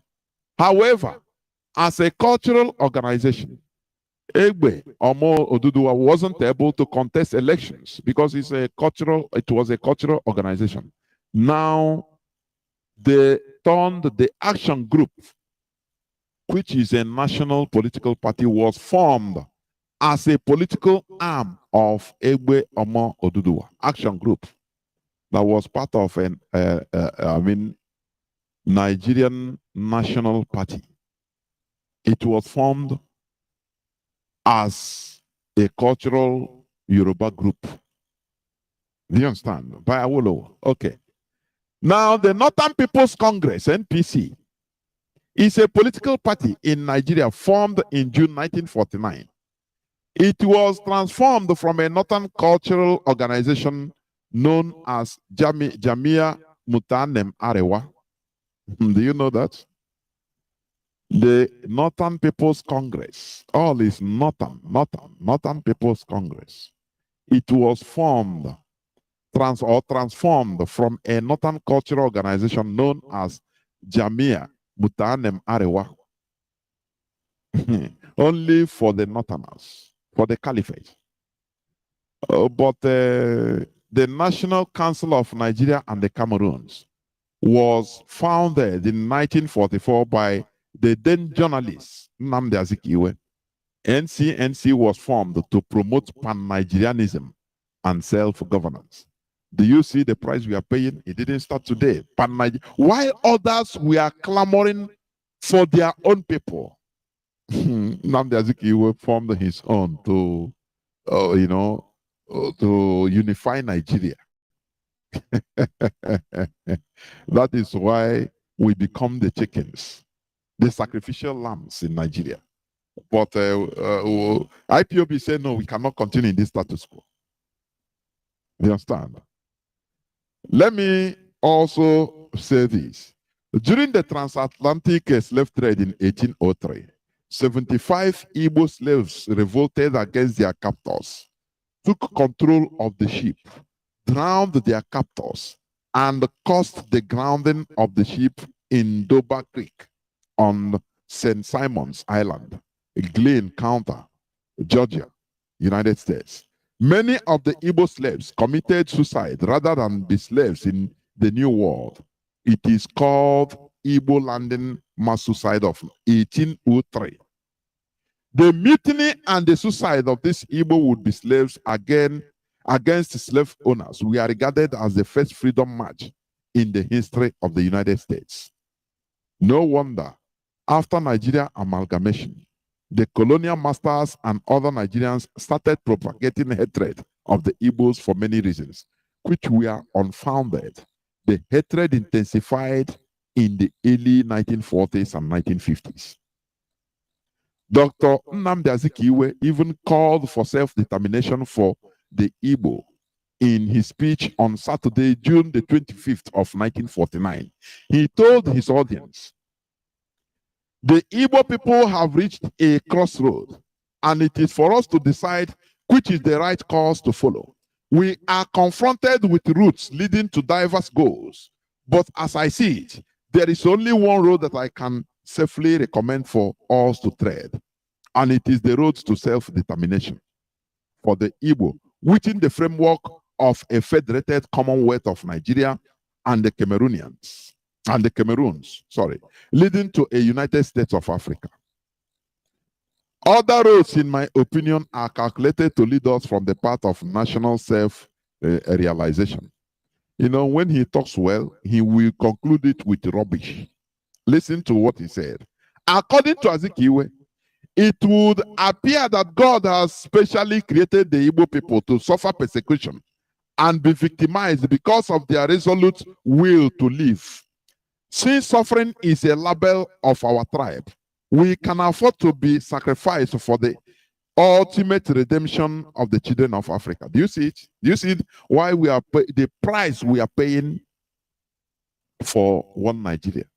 Azikiwe said that we are sacrificial lambs, therefore we have to continue suffering.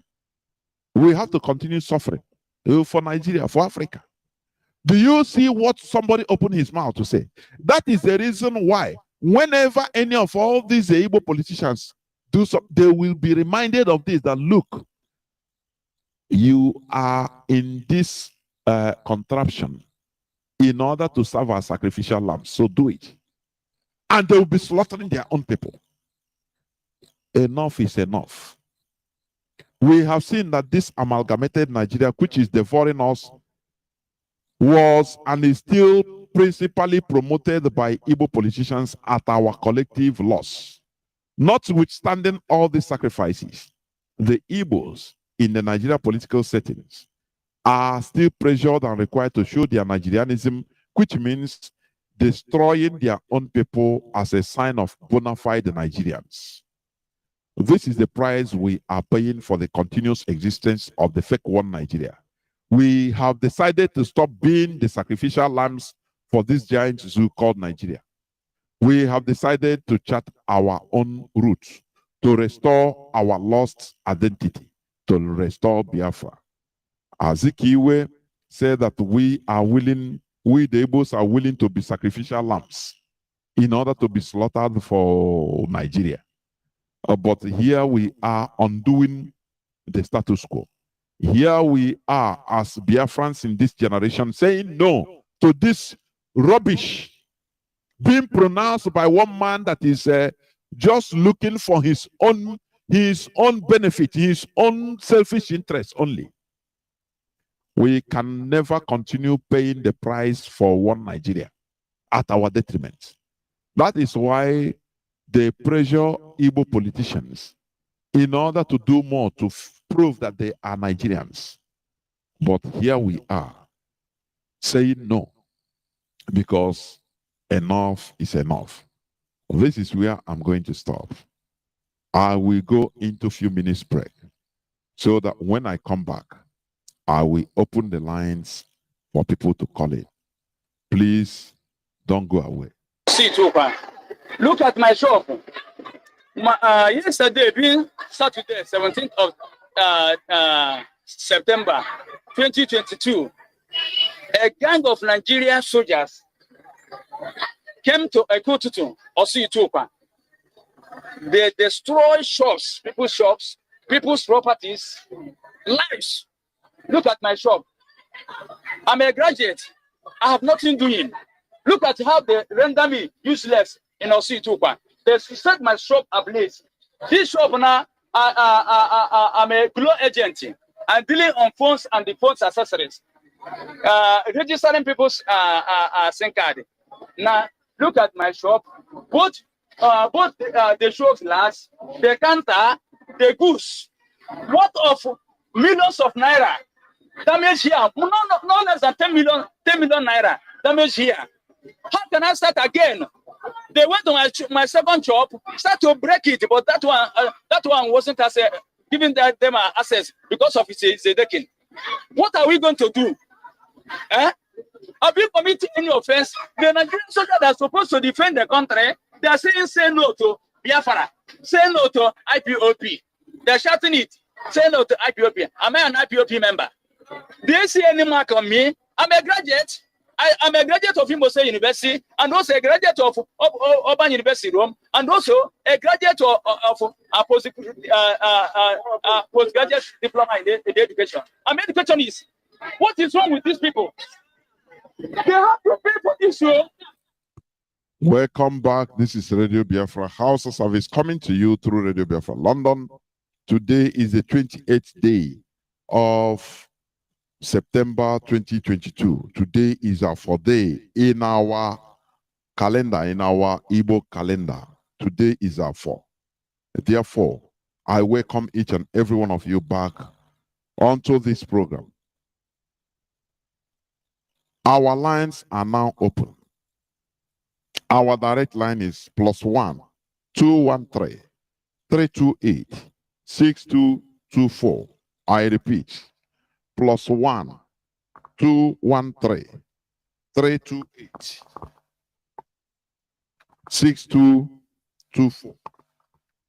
Our WhatsApp and Signal line is +61 405 142 547. I repeat, +61 405 142 547. Please, you call and give your view. But remember, the topic of my submission today is the price we pay for one Nigeria. I have a first caller on Signal. Can you hear me? Welcome to the program. Yes, Mazi, I can hear you. There, well, welcome to the program. Good evening from here, my beloved brother. Before I proceed, I would just like to say, may Chukwuka bless you for educating us every time you come on this platform. And the same greetings go to Mazi Nnamdi Kanu, who has provided also this platform for Biafrans to gather, to learn histories and know about what is happening to us. Chukwuka Biama releasing for us unconditionally that we shall continue to fight until Biafra is being restored. Mazi, you have said it all this evening. The price we pay for being a zoological republic. Everything we are trying, to see how we can be able to manage in this country called Nigeria becomes dead for us. We have tried many ways that we can be able to live a better life. Everything we do there is endly, they will kill us. And we cannot continue to live in this type of country. We cannot continue to live in this type of country, Nigeria, that everything, it doesn't matter even if we are trying to play saint, we will die. And these are the reasons why we've made up our mind. There's nothing they will tell us that can change our mind. We must free ourselves from Nigeria because Nigeria has become a dead zone. I heard it when you said Nigerians are dead bodies. It is true, my brother. I agree with you. Nigeria is a dead body full everywhere. This is a country whereby in every 4 years, the same criminal politicians that has put their life in this situation they have found themselves today will still come out and I know give them 2,000 naira. The same idiots will come and put them in, suffer for the next 4 years. Now, just as you said, they bought a bus for children, trying to put their insignia in it. At the end of the day, when any crime they committed with that bus, they will turn up to say it's Biafrans or ESN or Ipob. We are tired of Nigeria. Nigeria is a killer of destiny, and the more we stay in Nigeria, the more we die. Earlier, the better our people understand what we are saying and join this force so that we can be able to liberate ourselves from this animal country called Nigeria. Because this country have destroyed all of us. This is why I'm here. If Nigeria is good, I will not leave the so-called idiotic country, including Biafrans all over the world. If this country called Nigeria is good, why are you people running away? Ask yourself a question. Can you keep on running away? And as you are running away, they are coming in, Fulanis are coming in to dominate your space, to take it over. You people should go and thank Mazi Nnamdi Kanu for bringing us where we are today. If not this man by now, many of us cannot be able to go back home. You will go back home and you see a Fulani man at the back of your house. When you talk, he will kill you and nobody will come for you. You go to police station, they are there. You go anyway, they are the head of the office. So Biafrans, let's keep on working hard. Let's keep on fighting with our leader Mazi Nnamdi Kanu, a man who has gave us an example to follow. We must keep on fighting until we liberate ourselves from this country called Nigeria. There is no back to go, Mazi. This is my stand. I used to tell my children, Nigeria is dead. Whether they like it or not, Nigeria is dead because just as you see, they use dead body of Biafrans to feed the vultures. This is unbelievable. Here in Austria, where I am, when a cat died on the street, you will see that the newspaper will carry it. Even the way they will tell the news to their populace, it will look as if one big thing has happened because they respect every living thing. But in Nigeria, human being, even fowl, chicken is better than human being. So for this reason, we cannot continue to live in Nigeria. We must free ourselves from this dungeon that have put all of us. There's no back to go, Mazi. May Chukwu Kabema bless you for giving me this opportunity. And you Thank you so much, brother. There were. I have another caller. What's up? One other, please, I'll come to you. Let me take this caller. He has been there before you. Caller on WhatsApp, can you hear me? Welcome to the program.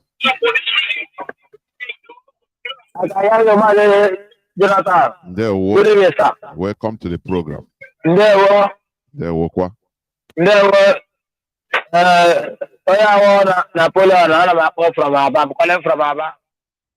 Okay, go on, please. Okay, I hope our radio on Ekuku FM on Ekuku there. On live. There we go on. FM live, FM okay. Why am I? You know the speaker na struggle no. Yenewi na Biafra land eba gba there na ebe ni lewo na. Asa were so na asa na the kale were so state. lawa that's ya with the state na anonate we are even I want to know how we time for na MTN the MTN e bu tara ge abene state ase ore ya de go na Biafra bela no dishika o ba Biafra ke ya nge wote ya ishi ni ke I can no de mo ya no sra me ba nge me ya ma na Biafra ga bia de wo no wo na ga bo awo ba vote e ba aya na ya me vote o ja ti me vote ha me vote ha e ye di ha na eku o ye shi dishika no de wo no e bi ogere mo There war. ya na tre o Biafra wa aya ma ya na ko Biafra ka ma de wo sa There war. There war. Thank you.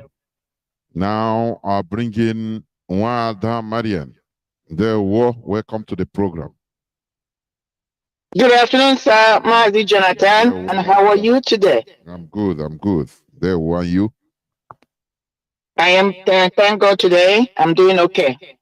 Mazi, well, let me thank my fellow Biafrans. My fellow Biafrans, good afternoon from here. My name's Marian Hader. I'll be speaking from Maryland in the United States. I am from Umunoha. Umunoha is Nnamdi local government. Mazi, each time I listen to you, you bring this poignant, points that provoke my thoughts beyond even my own wildest imagination. I am going to give 3 arguments how I captured your submission today. Provoking, powerful, anyway, from my perspective. But first, before I move on, I know you have been playing this note about the young man that his shop was bought in a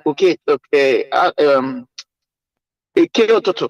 But something struck me today, a few minutes ago when you were playing it. And redirect our attention there afterwards.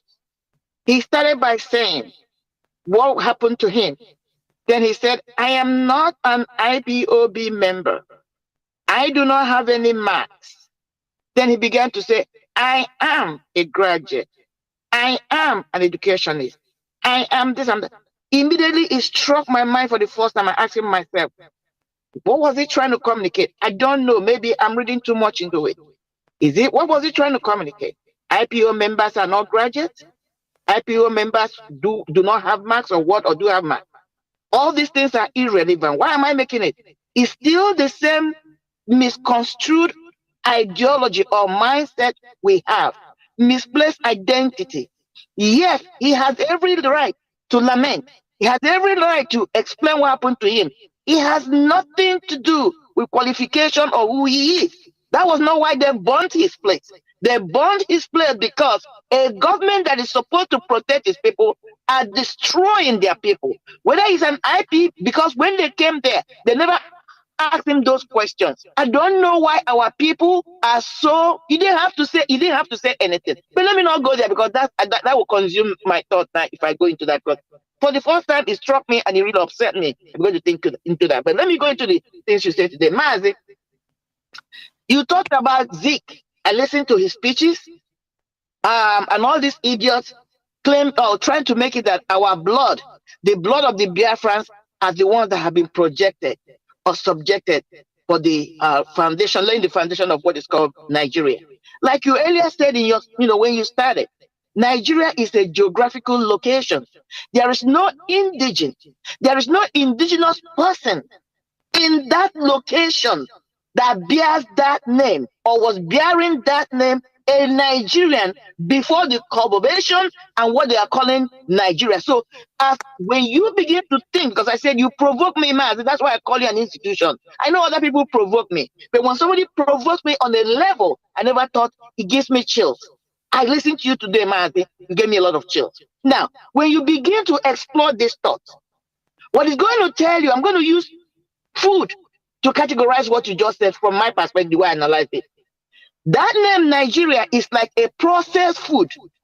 It has no living enzymes. So it's dead. So when you are in a garbage, when you are in something that has no living things in them, living enzyme as a food, you're eating processed food, you're putting garbage into garbage. But when you talk about Biafra, Biafra is an indigenous name of these people. So you look at it as organic name that has life-giving force in them. That is why Biafra must come. I'm not going to take too much time, but let me move to another thing you said, man. I'm just dropping these things. Maybe some people will explain my thought process. Sometimes they can be wise. Mazi, you said something about time. You're talking about the ushering of time. You use the word illumination. I've said it several times. The awakening. Let me take us to the Bible. Before, if you follow the Bible concept, before, according to the Bible, God said, let us come together. That's what you're talking about. Let us come together and reason. This force we call God has been existing, has been there. But because he did not call together other deities or whatever, if you want to follow the Bible concept of the story, that is the Word and the Holy Spirit. If they did not come together and reason and began creation, he was not known. Even though he existed, he was not known. So what am I trying to say? It was the coming together, the reasoning, and the awakeness of the Godhead that become to make him to be known. Things began to happen. That is where we are. We have to be the ones to rise up, which is the era we are now. And that is what is going to usher in Biafra. The awakening, the coming together, the reasoning, led by Mazi, Nnamdi, Kanu, or Hamadike one. That is what is going to open our eyes and bring Biafra to be. Biafra has been there. Just like God has been there. Time has been there. But time was not recognized. Time did not become awake until the coming together and the reasoning of Godhead. And when you look at every other religion, Buddha is number one. Buddhism. That's why it's called reaching the awakening, the enlightenment. You have to come to that place where you say, let me reason. You begin to explore your mind, the spiritual mind of the man. Then you begin to come to that awakening. When you get to the awakening, then things begin to happen. I can't thank Mazi, Ahmadike, and everybody enough, Mazi. If I begin to go on and go, I don't want to occupy. Let me give time for other people. Maybe I'll continue this type, this mindset you have set on me now, Mazi. This process on Saturday when we do our spiritual thing. But Mazi, today is another day. It's giving me chills. I have a lot of thoughts running in my head. Mazi, thank you so much. Thank you. I give you more kudos, more power to your mind. May God continue to use you to express, to teach us, to provoke our thoughts as we march on to this journey. As far as I'm concerned, Biafra is here. The problem our people have is not having a vision. One thing is to have a vision, but argument becomes the vision you have for what project. Yes, Zig may have a vision. Yes, Zig may have notified or noticed that we have been set up for destruction to lay this foundation as a lamp. They have been saying it. But the point is, what project? Our blood is not supposed to lay foundation for project of Africa. It's not supposed to be the blood that will lay the foundation for the project of Nigeria. If our blood must be spilled, it has to be to lay the foundation of Biafra. And that is why Biafra must come. And that is why anybody talking about any other name, they are working on a foundation for a different building. If you want to build a 2-3-story building, you design the depth of the depth and the construction of the foundation makes that project to be possible. When you're building a 1-bedroom, it's a different foundation. What some of our people have been doing are trying to use a foundation for another building. Biafra is the right name for the foundation Mazi has laid, being inspired by Mazi. I'm going to rest my case. I'm so fired up with what you're saying today. I don't want to occupy. Thank you so much. God bless you, Mazi. Remain blessed too, because you are also an institution. I'm telling you. You know, these useless statements by Azikiwe that we Igbo suffer persecution and be victimized because of our resolute will to live. And he said, since suffering is a label of our tribe. You know, when I talk against this man, I don't know. Some people feel maybe offended. I cannot understand that our tribe is labeled for suffering. That we can afford to be sacrificed for the ultimate redemption of children of Africa. While others are sacrificing for their own cause. He wants us to be sacrificial lamb for Nigeria, for Africa. After sacrifice, when you kill a chicken or you kill a goat, a sheep, as sacrifice for something, do you regard the sheep? The sheep is dead. Now you are waiting for result of that thing you sacrifice it for. So that sheep is nothing. So this man, people don't understand what this man means. He's sacrificing. That is why. That is why the caliphates have taken, it's also spiritual. They take this oath because this is the oath he made with the British, that we should be sacrificed for Nigeria. That is why anywhere they kill us, we are nothing. We have to thank God for Mazi Nnamdi Kanu. We need to remove ourselves from this useless utterance just for him to be a president of Nigeria. We must continue. I have a caller on WhatsApp. Caller on WhatsApp, welcome to the program. Can you hear me? Yes, I can hear you. My brother, Mazi Jonathan. My name is Ebo Chukwuemeka from Kanu, Mbrubu, Kanu, Enugu province. I reside there in South Africa. And I thank Chukwuka Biambo for you and all the radio anchors for the wisdom that Elohim has given to you all to teach us, to tell us what is happening, and to motivate us to keep on reminding us who we are and what to do. I thank you guys very, very well. I cannot even thank you so much.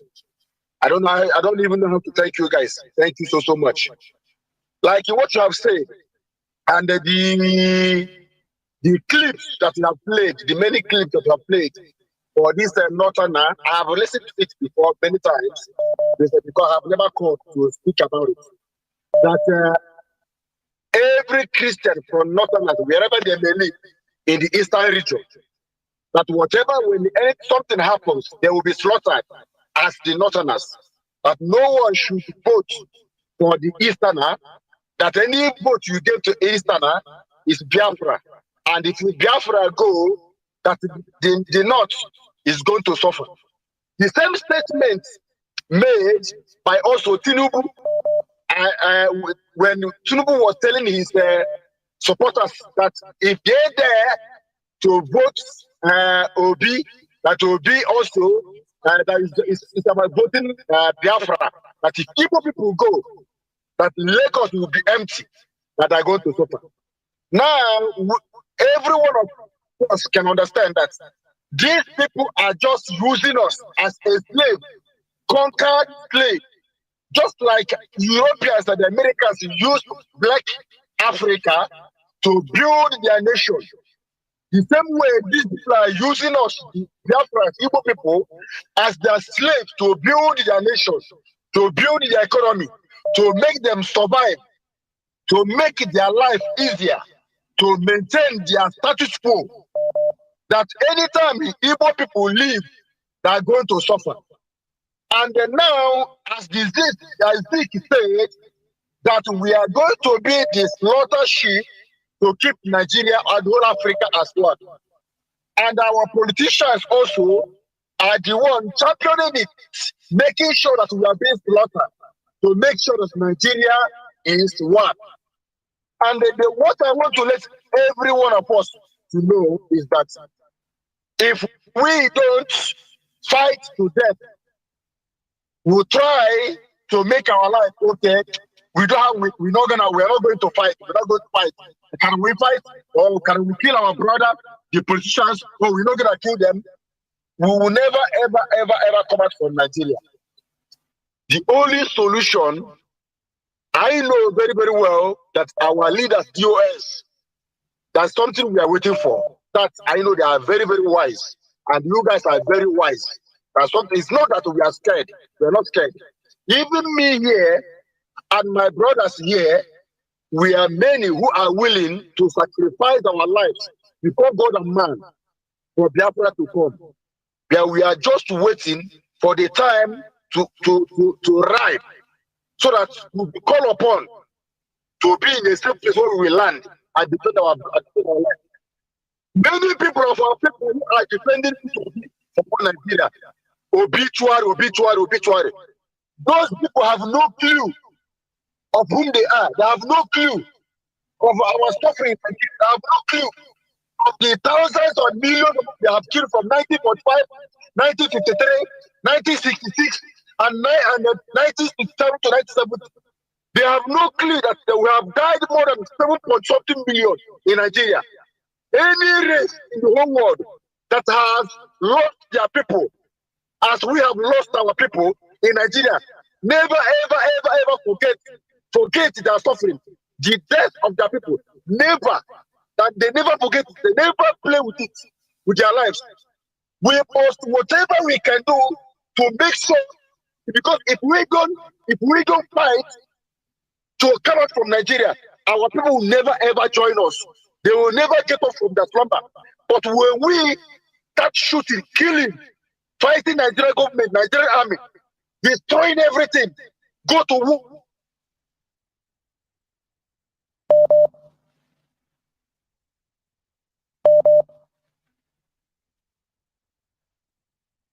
Mazi, are you still there? Mazi, I don't know. Reconnecting. I don't know why it should be so. Okay. Okay, go on, please. Go on and round up, please. Okay, yeah, I'm hearing you very well. So what I want to say this evening is, when we start fighting Nigerian government, Nigerian army, that's the way you will see those people supporting P2P will come and join. They have no choice to join us. Even some politicians will join us. Some will run away. But if we keep looking for them to join us, we are going nowhere. That's what I just want to let you, every one of us, know. I love you guys. We must join together and move on to make sure we fight whatever it takes to come out from Nigeria. Nigeria is dead to us. It's dead. Thank you so much. Have a blessed night, my brother. Shalom to every Biafrans. Thank you. Remain blessed. Nigeria is really dead for us. That is it. That is the way it was programmed. Caller on signal. Welcome to the program. Can you hear me? Yes, I can hear you, Mazi Jonathan. I'm telling you, far. I'm telling you, Mazi Jonathan. The one thing I want to tell you, my name is Chris, calling from Moro. Mazi, never fear to hit these people. Never ever. Even the rest of the radio broadcaster, never ever one day to have any fear what's going to happen. Never. You see why? Because of this play now here. From this Futajeno man. Because I don't think all they will call these people foreigners. And I mean, today it is good to anywhere you see these people moving on the road, ask them documents. Of course, Ghana speak Hausa, Togo, Niger. These people should not come and talk this kind of thing. Assuming this word come out from an Igbo man, they call him a prisoner. Immediately DSS will go for him. Immediately. But nevertheless, Sheikh Gumi have already defended their own people. Their own men. They are now, he's now want to defend his own political men. I mean, what these people planning is to Islamize us in a full force, to beat us how they want. I mean, since 1960, something ever. I mean, it's boring. I'm telling you. Honestly, I bring the photo of this man, who dead man of Bukhari there, and showed some people here in Morocco. This man, I was 8 years. When this man take over as the military head, look at this hand and take my hand. How old are these people? What these people tell me, they say haram. Some bad thing is going on in Nigeria. I'm telling you. The one thing I want to promise them, let them think that they are Nigeria. I live.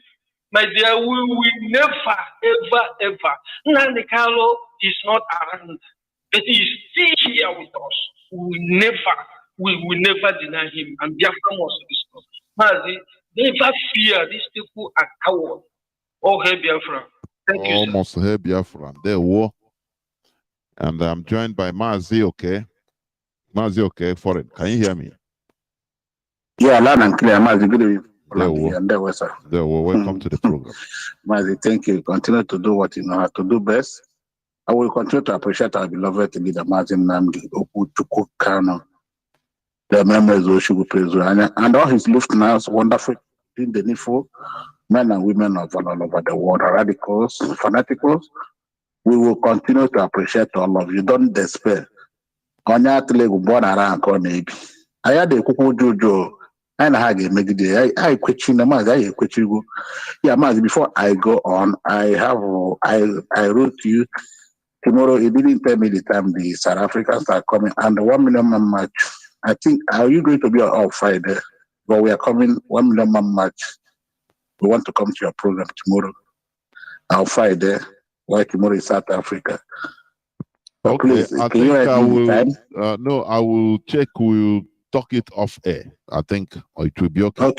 Okay. Please, it's very important because two of them, South Africa and 1 million man match on Friday. Yeah, Mazi, you saw what happened today in the whole of Biafra land. And he saw what China wrote his page today. These people are coming.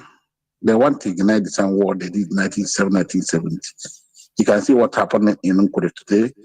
You can see what happened in Omonze, in Mbudi, and especially in our Omemma again. The so-called Ogu, Mozambique, is at work again. He abducted 11 men in Omoko yesterday night. And about 7 days ago, he took almost 30 persons has abducted. And now the Umokwe people, our mama has risen up. That number one condition that the Ikonso's body must and should return to them for a proper burial. Otherwise, they are so-called dead politicians will face it.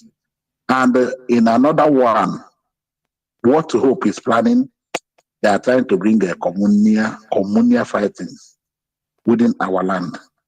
And now it's springing up. Our member people are accusing Hope was Odimba and the so-called agent from Amiriawo, this Ogu, Mozambique, that if these guys are not released, but we don't want any communal crisis again, coupled with the one we are facing in Olo.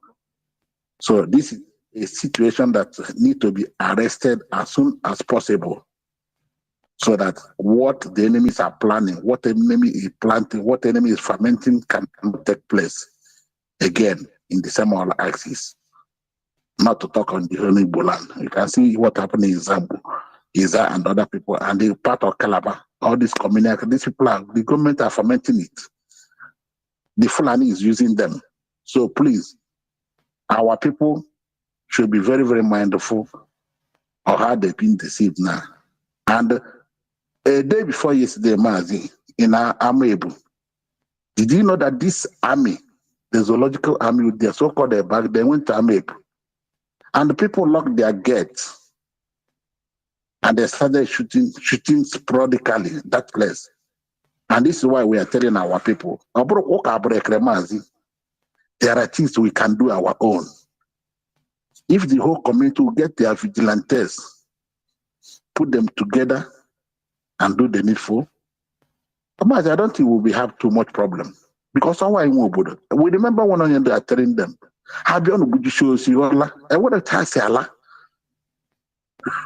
these people are trying to intimidate our people. We can see everywhere. They are causing problems. They are killing.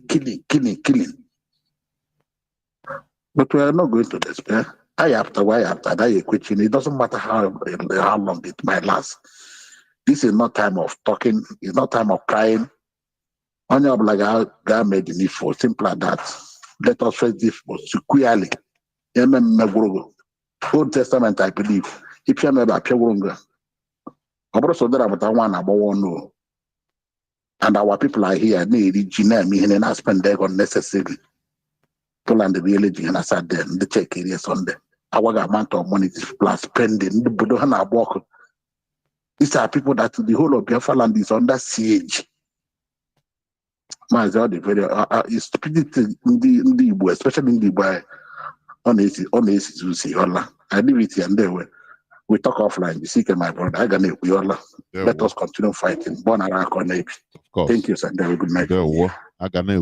Of course. We must continue. We will never stop.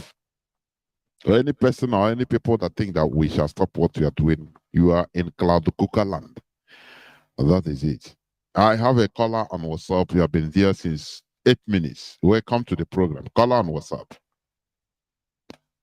Professor Jonathan, thank you for taking my call. Mazi, my co-scavenger. Welcome to the program. The scavenger. I'm calling from Africa Sud, South Africa. Hey, Professor Jonathan.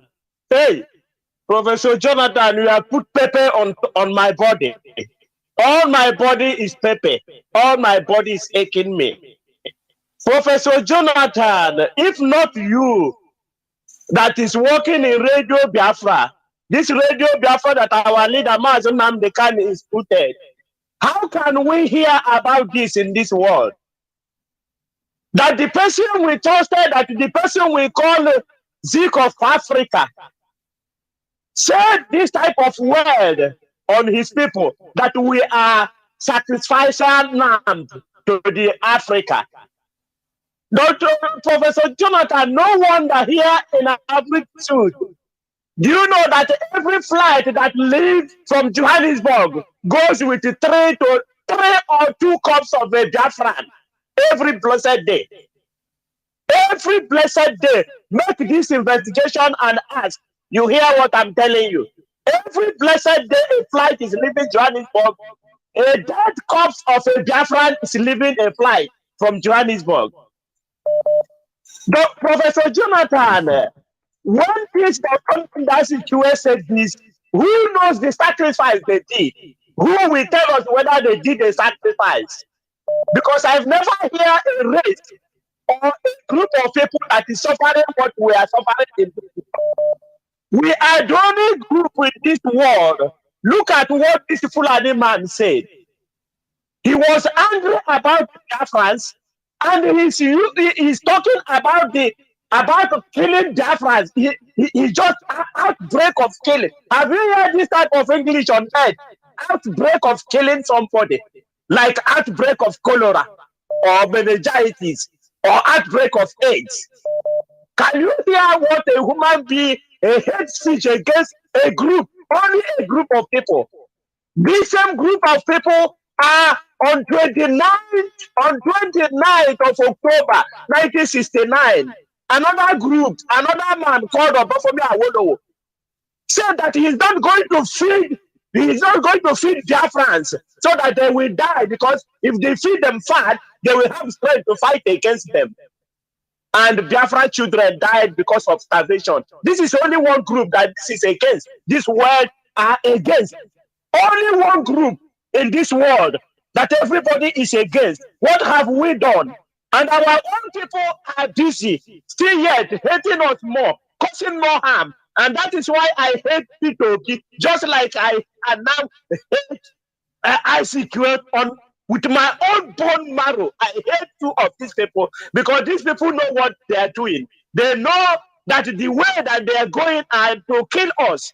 And you hear all of them. This is this Nigeria is where you hear that a civilian is accused of jumping a bell. That a journalist will write that a citizen jumped a bell from his own hometown, from his own village, from his own house. They accused our leader that he jumped bell from his own house.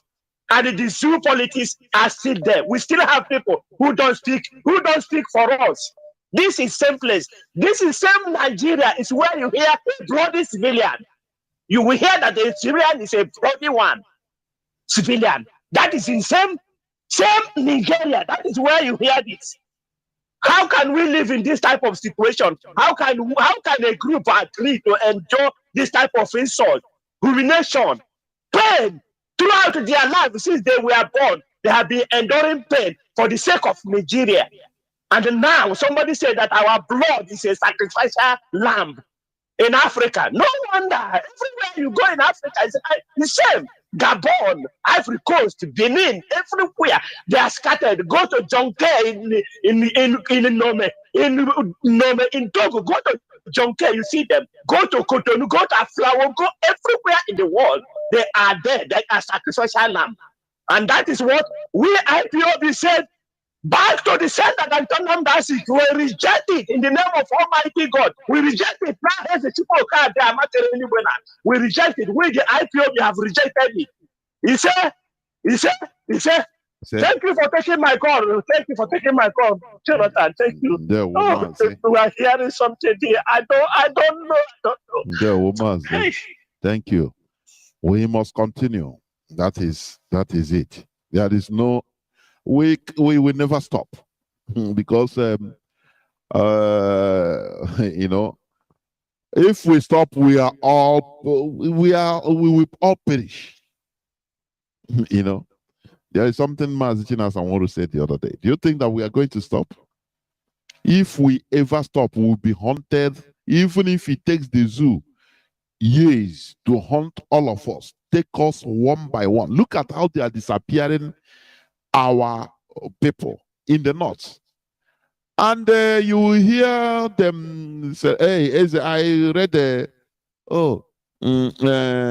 Ndibo in Kaduna, he's with the APC gubernatorial candidate. That is what you hear.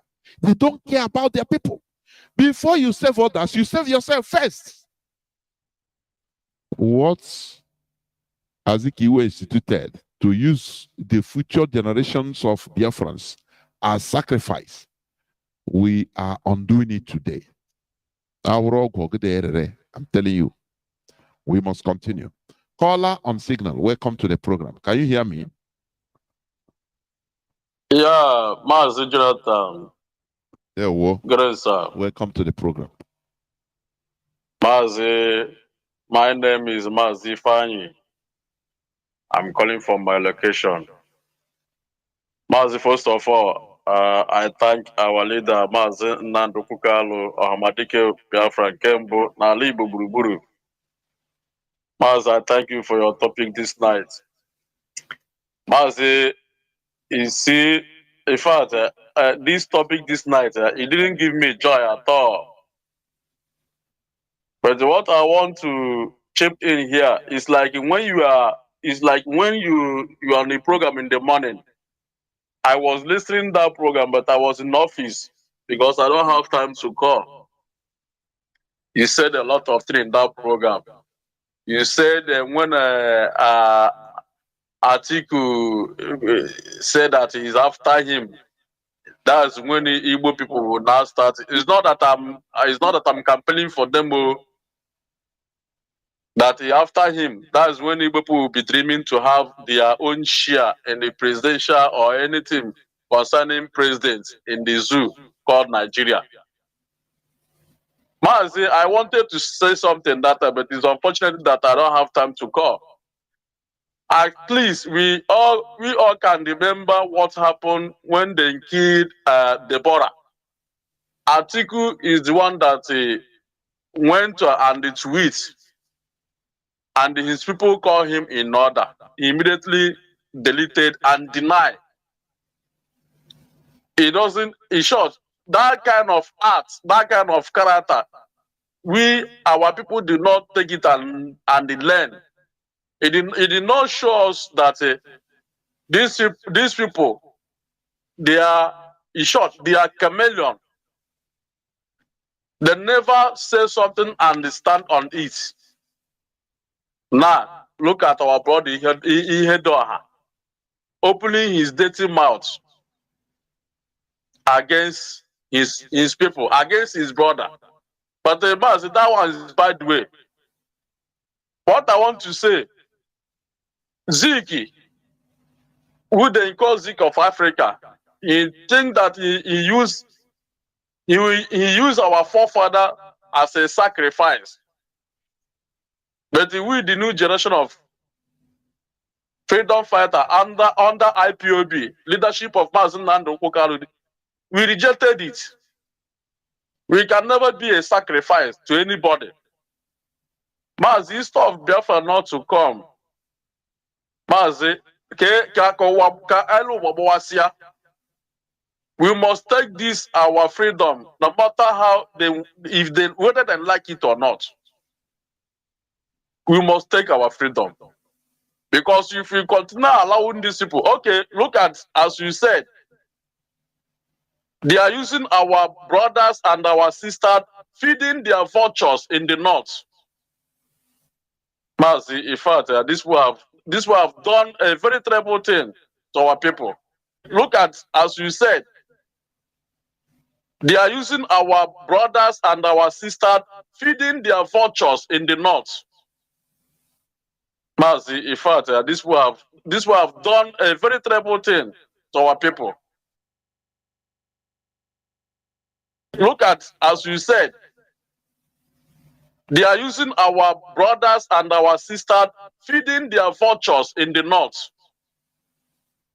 Mazi, in fact, this will have done a very terrible thing to our people.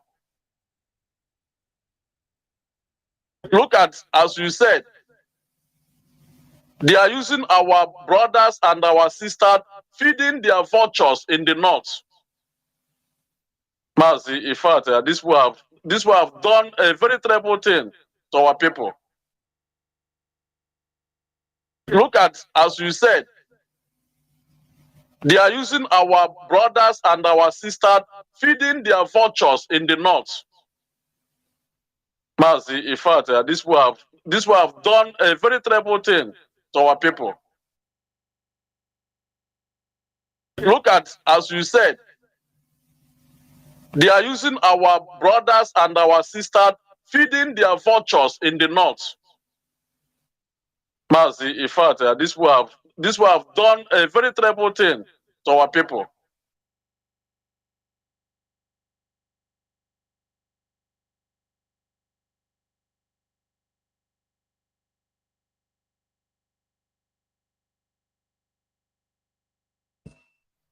Just know how you work. I leave this in, don't talk it out. Oh. Because these people, they will meet them. Governors, they will have access to the government house in Kaduna. And they will eat and dine and be given money. Nah, don't worry.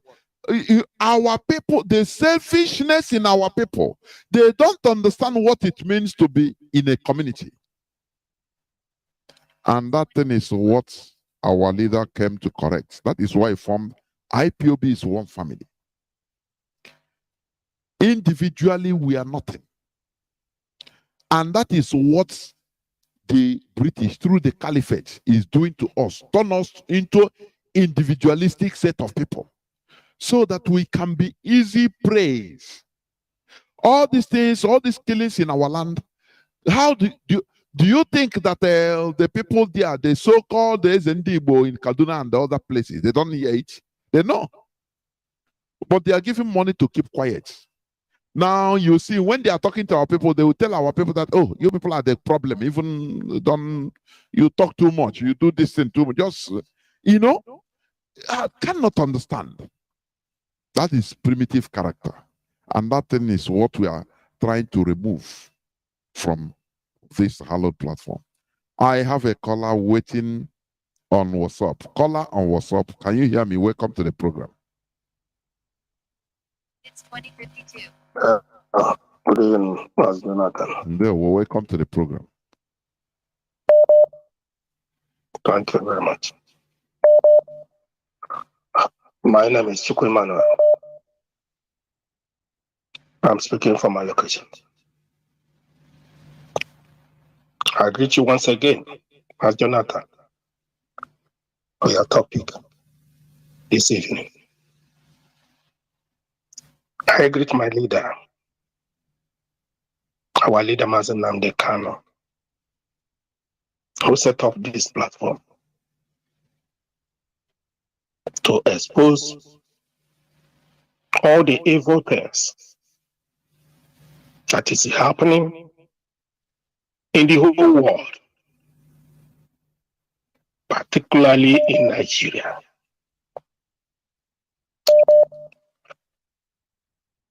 Honestly, each time when I think about what happened to Igbo race, I get worried.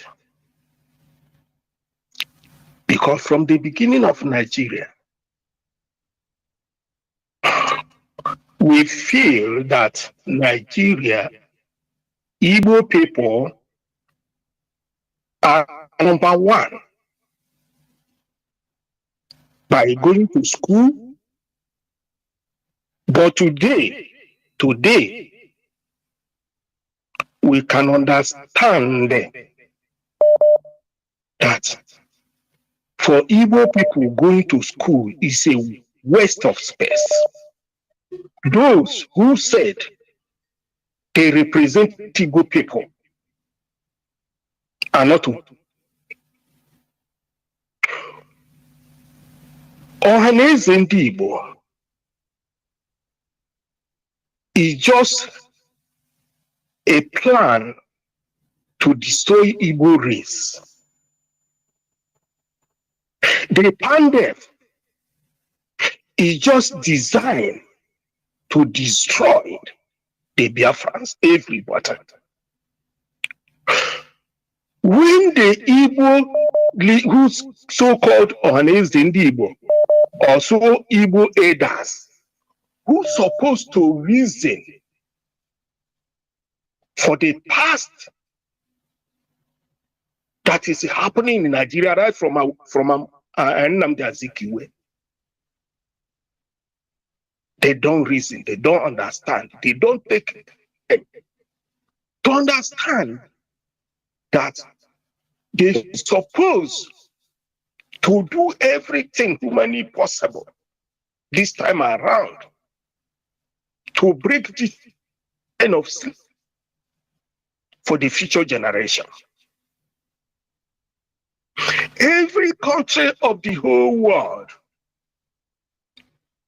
is always thinking about future generations. But an Igbo man and in Nigeria, they don't remember future.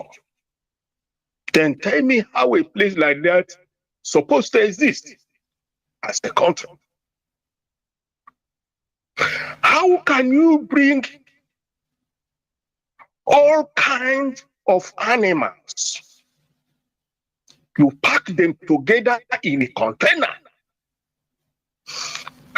and give some of them gun to kill others in the name of Nigeria.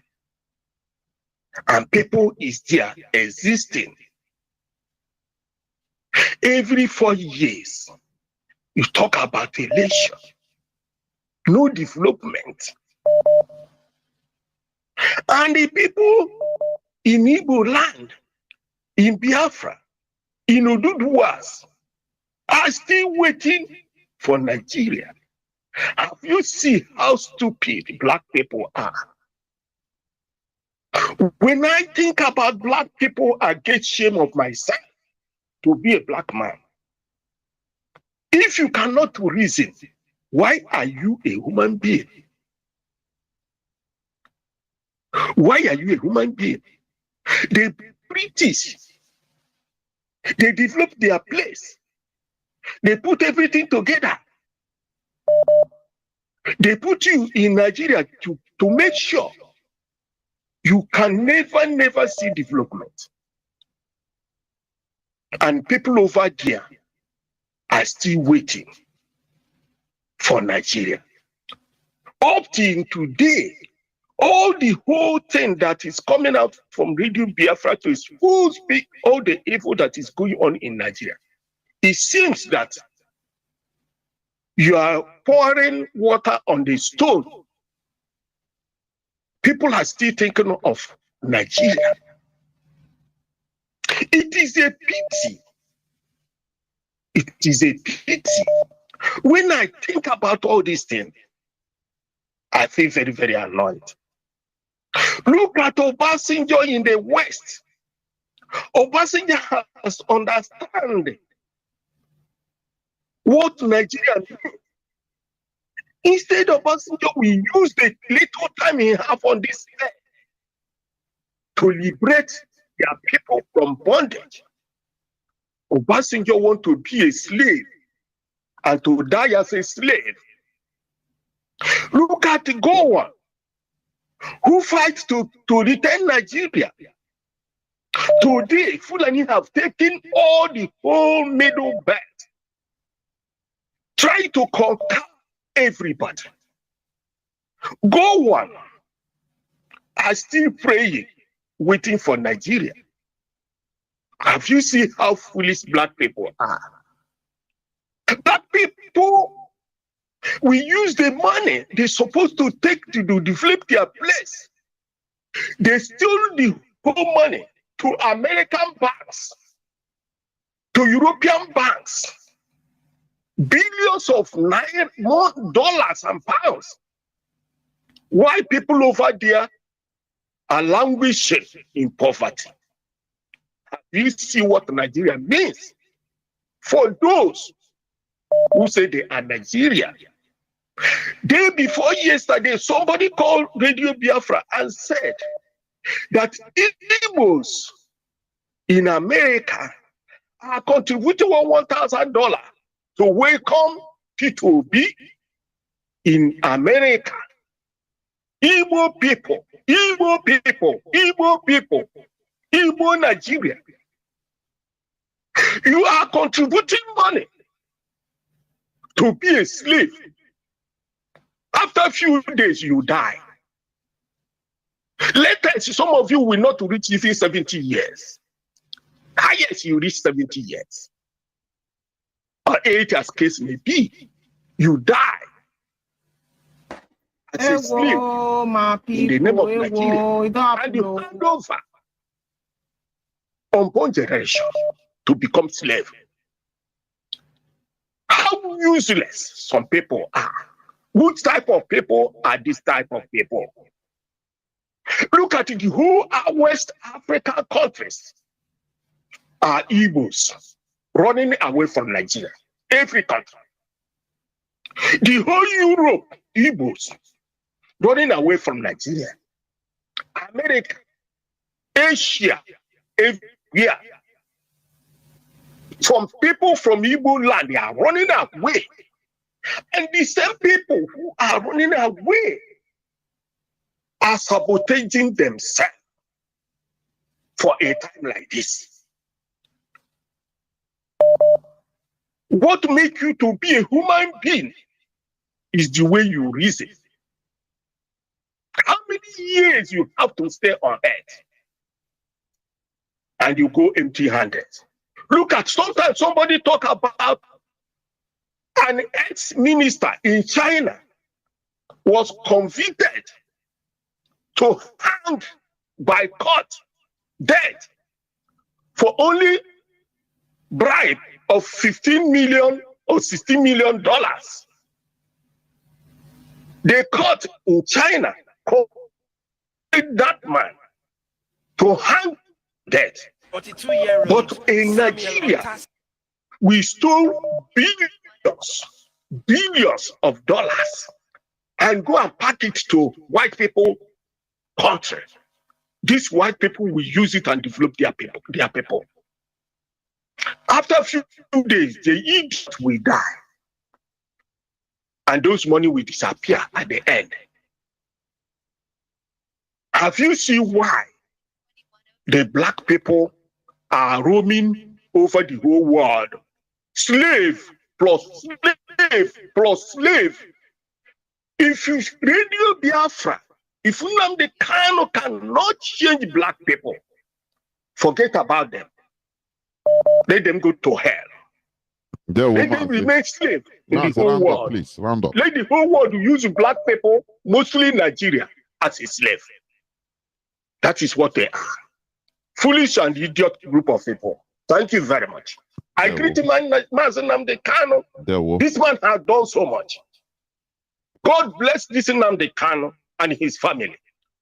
And all the whole people who understand the meaning of freedom. Thank you.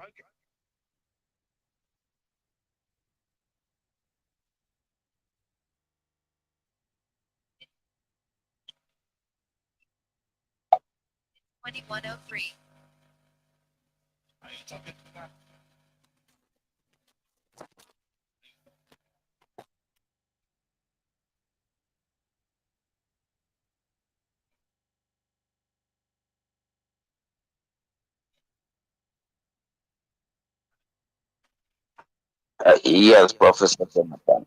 I am Mazi Celestine. I am calling from the coastal region of Biafra. Mazi Jonathan, this your topic of submission touches every Biafrans at heart. Who is a core Biafran? It touches the heart of every Biafran. Mazi Jonathan, let me start by telling you that Dr. Nnamdi was driven by self and the group. He has failed to understand that Nigeria is neither a nation state, nor a country, but a contraction. He has failed to understand that every state that emerged the way of Nigeria has completely disintegrated, giving way for a more prosperous nations because of commonality in value system. It is this value system that would have stopped the prices we pay being in Nigerians. So virtually every one of us are under subjugations by the Fulani hegemonies. And we shall continue to pay this price in Nigeria until we completely and totally redeem ourselves from this mess. Mazi Jonathan, can you imagine that the so-called founding fathers, only Zik was thinking national. Of course. Ahmadu Bello was thinking tribal, and the one was thinking tribal too. So how come Zik was thinking national, not minding that Nigeria is not a nation? That's the question. So he brought us into this whole mess. And the Mazi Jonathan, one other thing I want to say is we can recall and refresh our mind to the activities of Okpabiaseka during the war. And when the war ended, Okpabiaseka comes back and there was no penalty. He was never sanctioned for his actions. Treachery must be sanctioned. Not until that is done, then our people will continue on the path of treachery. Because this Nigeria is designed in a way that even our people do not understand that, or maybe Master Jonathan, I don't know how to put it, but this Nigeria is a kind of place that we are subjugated in a way that average Biafran who is in the political corridor of Nigeria must have to match upon his fellows to grow. Do you understand? And this is not natural. The reason is not natural. The only reason why this abnormal is happening is because of Nigeria. Therefore, it is only when we do something to destroy this Nigeria before it destroys us, before this abnormality is stopped. That is the only thing. And therefore, that is why every right-thinking Biafran must have to join this movement to liberate ourselves and the people from this almighty mess. I feel and I am of the opinion that every traitor must be sanctioned. If Okpabiaseka was sanctioned, if he was not allowed to be rewarded by the same Funanis, then I think that some of our people who are trading on the path of treachery may have reflected on what happened to the traitors before now. So, Mazi Jonathan, I feel and I think that this program that you are doing is a very good one, and there's many that listen to you. It will also project us on the direction of light towards this liberation and towards these prices that we are unwanted prices that we are paying in damnable zoological. Mazi Jonathan, it is a very, very funny and a very sad situation that we all find ourselves. But we must continue to do what we are doing to liberate ourselves from this very damnation. There will, of course. Thank you, Mazi Jonathan. There will. Keep on keeping on, and wish every IPOB must have to continue to do the needful until we are completely redeemed. Thank you so much, and God bless you, Mazi. And you too. There will. You know, we are winding down slowly towards the end of this program, and I think I have two people waiting, and they will be the last callers, please. When, like our brother talked about functioning somebody like Okpabiaseka, yes, but we should understand also that we are defeated in the war. So those that are against us, even our own people that we are fighting against us, became the kings. But the worst thing, I continue saying this. This is not the first time. The worst thing that happened to us is when 1970, no other movement continued clandestinely. No, everybody just automatically stopped. That is the worst thing that happened to us. I say, I never see this type of thing. I never hear or read or study about this type of thing in any part of the world. It's not done. Where there is fight like this, a brutal war like this, even if the people lost, they don't just become disbanded and join back. It's only in our own case that this thing has happened. If it happened another place, or if it has happened, let somebody call and speak, please. I never hear. I never read. That is the worst thing that happened to us. Though the British, they formed a very smart plan. By after the war, they carried out our Biafran military officials, many of them, and flew them, according to Letmo Obosi, and flew them some to Gabon, some to Tanzania, some to Cote d'Ivoire, telling them that we are going to, don't worry, we are training you to fight, to come back and start doing clandestine guerrilla warfare. And everybody believed. You know, the easiest people to deceive in this planet Earth is our people. When it comes to political, is our people. We can be easily deceived. From there, they did them training. Okay, do this for 1 day, 2 days, 1 week. After they started distributing them all over the world, they come and say, you go a special training in Canada. And they send this one. They dispatch them all over the world. How can all the people be deceived at the time? That is one thing I cannot understand. Where are the radicals? You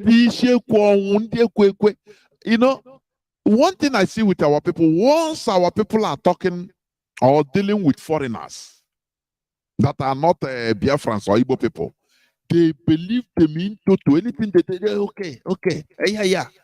Any person, any person that wants to resist and put contrary view, others will chop him wrong. Now, happen. We know what they are doing. Let us follow them.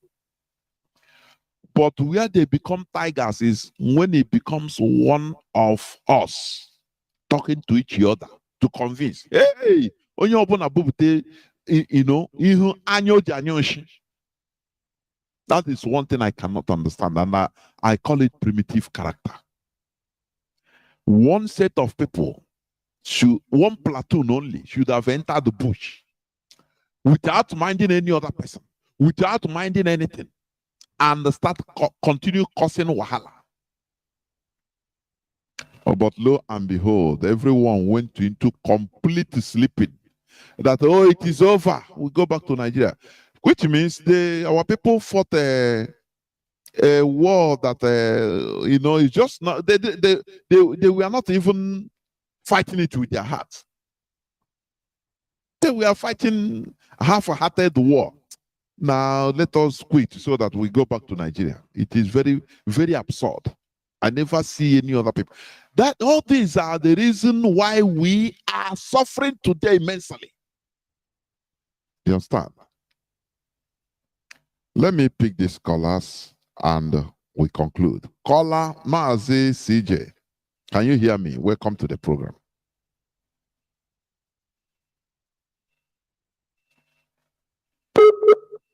What is happening? Why is it? Is now I pick you that it's now that I want to bring you up. Mazi, can you hear me? Yeah, I can. Can you hear me? Yeah, the whole world is hearing you. Please go on. Good. Biafrans and lovers of freedom around the world, I want to greet you all, wherever you are. This evening, Mazi Jonathan, I tuned in, and lo and behold, I listened to your topic of submission this evening, and it provoked me to call. Well, when I listened to that, I remember the conversation I had with an IPOB officer today on the phone. We were just chatting, and the statement that Atiku made in Enugu about Biafrans, about Igbos, and the derogatory disposition of himself, the person of Atiku on the side of the Igbos and all that. And there was something he said. He said that, no, I said to him that the war really did not end in 1970. And he then spoke about what I should know, that those people that are there with Atiku are those that Fulani Urimehe after the war. And if you look at that age group, that those are the ones that are singing their praises, even at this point. And then he spoke about Omasanda. He said, look at Omasanda, that somebody like him, after the war, he massacred our people during the war, after bearing Omasanda, and then after the war, he changed his name to Ikewachuku, and then to the extent he had to be brought to Imo State. Now that brought us to Simon Mbakwe, the former governor of Imo State, of blessed memory. Now, when he said that, it clicked in my head what I know or what I have come across that talks about PTSD, post-traumatic disorder. And as you know, Jonathan, in psychology, I'm not a psychologist, but the little I know, post-traumatic disorder, post-traumatic stress disorder, PTSD, is a very dangerous stuff that can kill somebody without you knowing it, except you deal with it. But there is more deadly one called relived or re-experiencing of post-traumatic disorder. And this occurs when a situation, the reoccurrence of a situation or an agent of the trauma becomes present in your life again. Now, that my brother was saying that, well, Omar Sanda came and undid everything Simon Bakwe did in Imo State. They brought him to destroy everything Simon Bakwe did in Imo State. And the Simon Bakwe watched his effort, and knowing that this was the man that fought against him and killed his people, and as you and I know, Simon Bakwe was involved in Biafran war. He fought the Biafran war. If I don't know if I'm correct, isn't it, Jonathan? Yes. So now, Simon Bakwe fought the Biafran war. The so-called Buhari at the time, shortly after the Biafran war became a head of state, and threw Simon Bakwe in jail. Buhari at the time was one of the agents of that trauma that Simon Bakwe was reliving. And then, I said that was not enough. Omasanda came in the name of Ike Wachuku, and this Simon Bakwe came off the civil war, built back Imo State, not just Imo State, including Abia State, part of Eboyi. You know what I'm saying?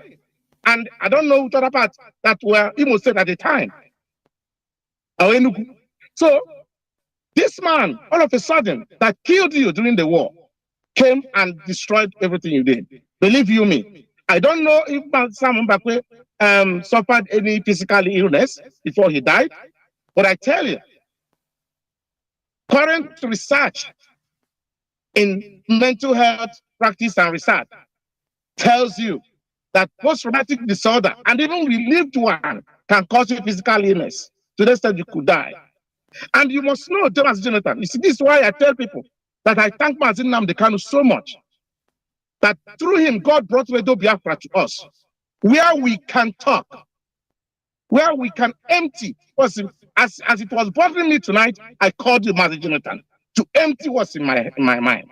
Now, tonight, I am talking about I'm talking about Simon Bakwe as part of the sacrifice of being one Nigeria, which is in tandem with your topic of submission tonight. Now, moving away from Simon Bakwe, you also spoke about Azikiwe and Jonathan, but I'm going to focus on Jonathan. I want to tell you, please, Jonathan. I mean the Jonathan of a former president I'm talking about. Please, allow me to say what I want to say. I know what I want to say here may not be a popular view, but as Madam Hilda would say, that it's a wild thought process. But please allow me. This Jonathan,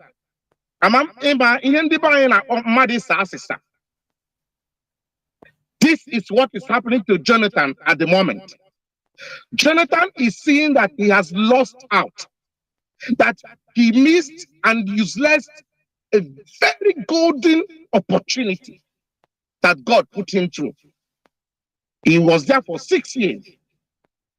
Jonathan could not liberate his people. Now, Jonathan is talking. I don't know if you have seen one of his, even after that, the video, the one you played, he has again spoken again in Akwa Ibom when they were having their anniversary in Akwa Ibom. And Jonathan was struggling. You could see he was hesitating to call Akwa Ibom South South. He didn't even mention the word South South. He was struggling to call it, give it a name. He came up with all of us in Eastern region. I don't know if you have seen that video. All right? Jonathan could not steal South South from his mouth.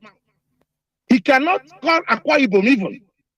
He put all of us, he said all of us in the Eastern region. Now, I have a piece of advice for Jonathan. Before I say that, I want to tell you, 2010, that was when Jonathan rose on the back of when Yaradua died. A lot of people were jubilating because Jonathan has gone in. I have a group of friends here. In 2010, I was still in college. I was doing a postgrad in college. And I told them, you guys should stop jubilating. Jonathan got there by God's grace. Only if he understands that there's a reason God put him there. Jonathan, what I'm telling you today, if any of them is listening to me, it's listening to Radio Biafra tonight, they will testify to that.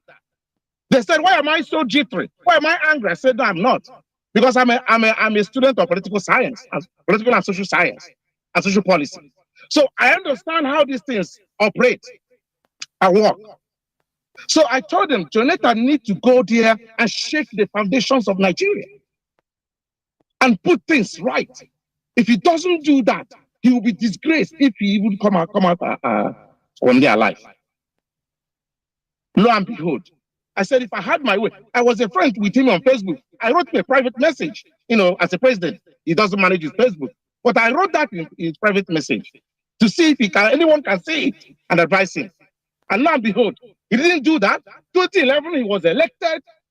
And by the time he woke up to that responsibility, it was already too late. That was in 2013 when he convoked late 2013, when he convoked the 2014, or what do you call it? Is it 2014 or 2013? National conference. Bang! The enemies of Nigeria, the enemies of the people, saw that this man has woken up. They removed him. And Jonathan timidly and cowardly left, thinking that he saved Nigeria. Jonathan, I want to tell you today, any day I meet that man, Jonathan, I will tell him he is the reason people have died for the last 8 years in Nigeria. He killed them. If Jonathan did not leave, if Jonathan had put up a fight, even Orubebe put up a fight, Jonathan had so many opportunities to do what is right. His eyes was on UN honor, American honor, gallivanting around the world. I don't know why he has come out now to talk, to salary satisfy. But time will tell whether he has been ignored and removed, and I don't know the word to use on that war stage. But in terms of Nigeria, Jonathan has lost out. And I don't know if this is where this negative emotion is coming out from. But the only message I have for him, if anybody that is hearing me, should go and tell Jonathan, for him to have peace, because he disappointed his Ijaw people, Igbo people, everybody in Nigeria. He was a good man. In terms of a person, he had a good heart. But Jonathan did not know he was dealing with Nigeria. There's so much stake in Nigeria. I don't want to go into too much details. But what I want to say, there's anyone that is hearing me that knows him should go and tell him. It's not about saying it in Imo State, about what he said there. It's not about saying it in Cross River. He has given one honor or the other in what stage, amnesty, UN, blah, blah, blah. Wherever he finds himself in the world, now he's alive, he should tell them what he's telling us in Imo State and Cross River. That is when I will know that he actually knows what's going on. But maybe this whole promise they gave him, Obama gave him about coming on the world stage, becoming somebody in the world, Kofi Annan, like this and that. I think all of those things are shattered down. That's what I believe. So, Mazi, this is my submission tonight. Biafrans, the most important thing here is that we must go home. There is nowhere in the world that people suffer what Biafrans have suffered, the type of genocide Biafrans have suffered. I have never read it in any research. I've never come across it. Anyone I've lived outside for more than 20 years. I have come across a number of people from different backgrounds, different experiences. Nowhere people have suffered what Biafrans have suffered, and it's ignored. It must be discussed. It must be discussed. That thing Uchu Anya is saying, and every other person is saying, it must be discussed. Armenian genocide happened in the time of Ottoman Empire. And still, Armenia was recognized recently and then given their country as Armenia. Yesterday, they played the Republic of Ireland. They nearly won them in a match. Okay? So, Biafrans, the thing here is that our Onyendu have done the job.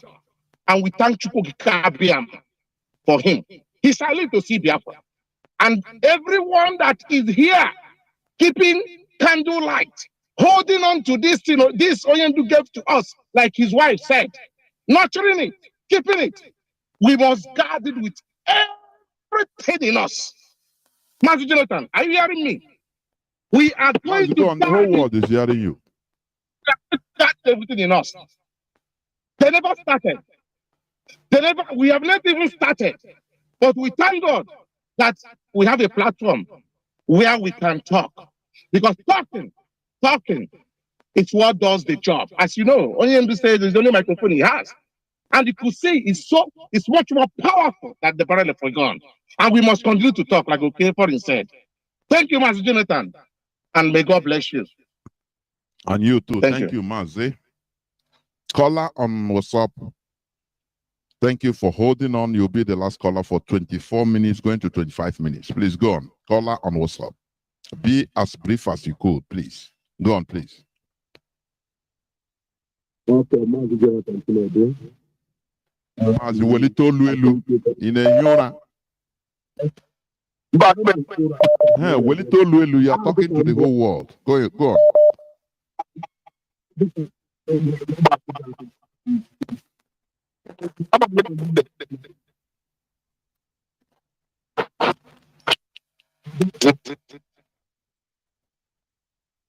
Why is your this thing doing like this? Your voice is going and coming. If you are using any gadgets, are you using any gadgets? Please remove it. Yeah, I think it's clear. Go on. Are you hearing now? It's better. Mazi, how many times will I tell people if you are calling, remove earpiece? You know, I cannot understand for goodness me. You know, it's go on, please. It's part of the thing. Only one I got try in case it doesn't concern me. Let me use earphone. My own is good. It's made in planet Earth. I mean in planet Mars. It will be good. Let's stop this, please. Go on, Mars, please. You're a constant caller. Okay.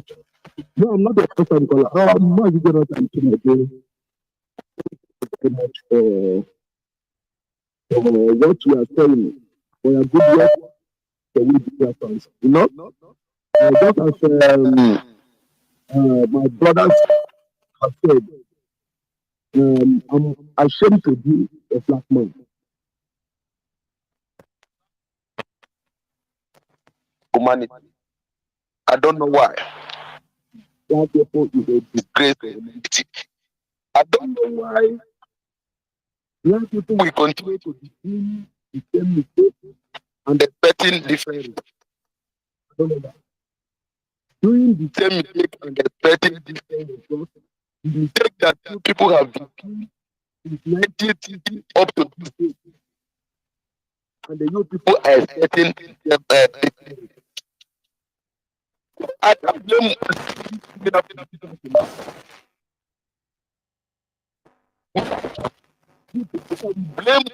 all these they will come.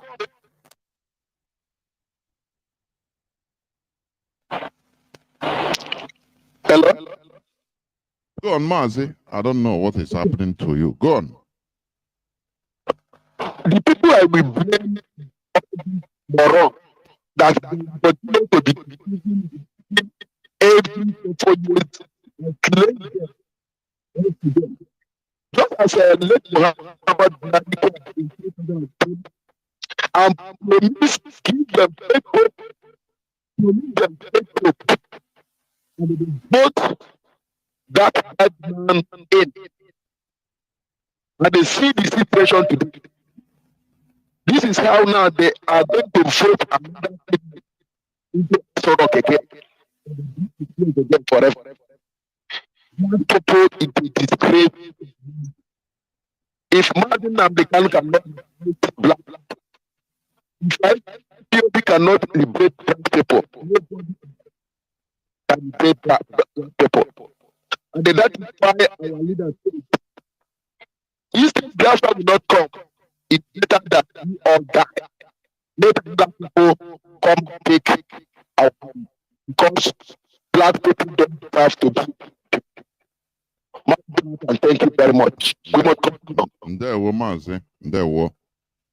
Though your voice was sounding somehow today, I don't know why. I don't know why. It's not from here. It's from your phone. I don't know. This is where I'm going to stop picking calls. Please do not call again. I'm no more picking any call, please. Let me switch off the Wi-Fi, please. Today, even I don't know. No direct call. I didn't pick any call from direct line. And there we have direct callers.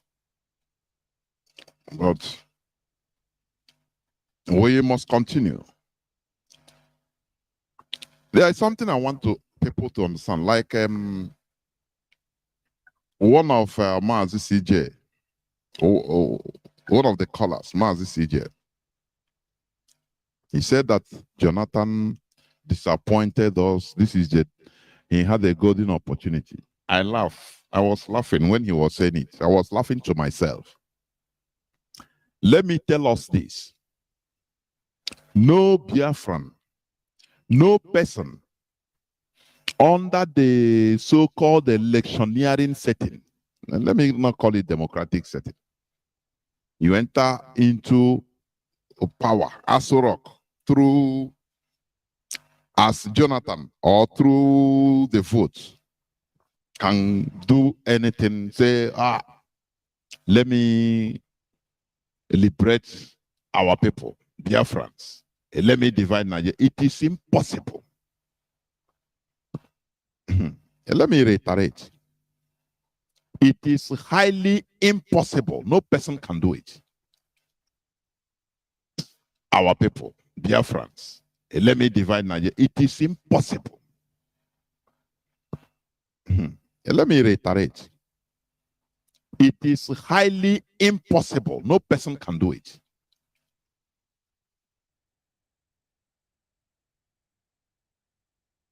Our people, Biafrans. Let me divide Nigeria. It is impossible.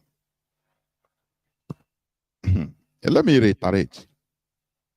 It is highly impossible. No person can do it.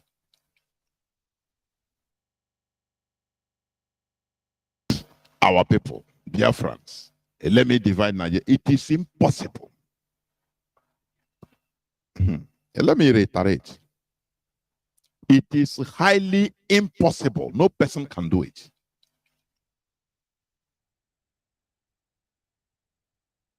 Our people, Biafrans. Let me divide Nigeria. It is impossible. Let me reiterate. It is highly impossible. No person can do it.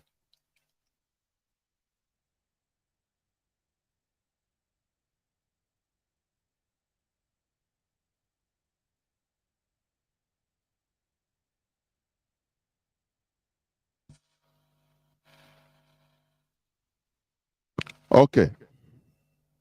I think my system is back because I'm on my closing remark. And what I want to say is very, very important to the audience. As I was saying,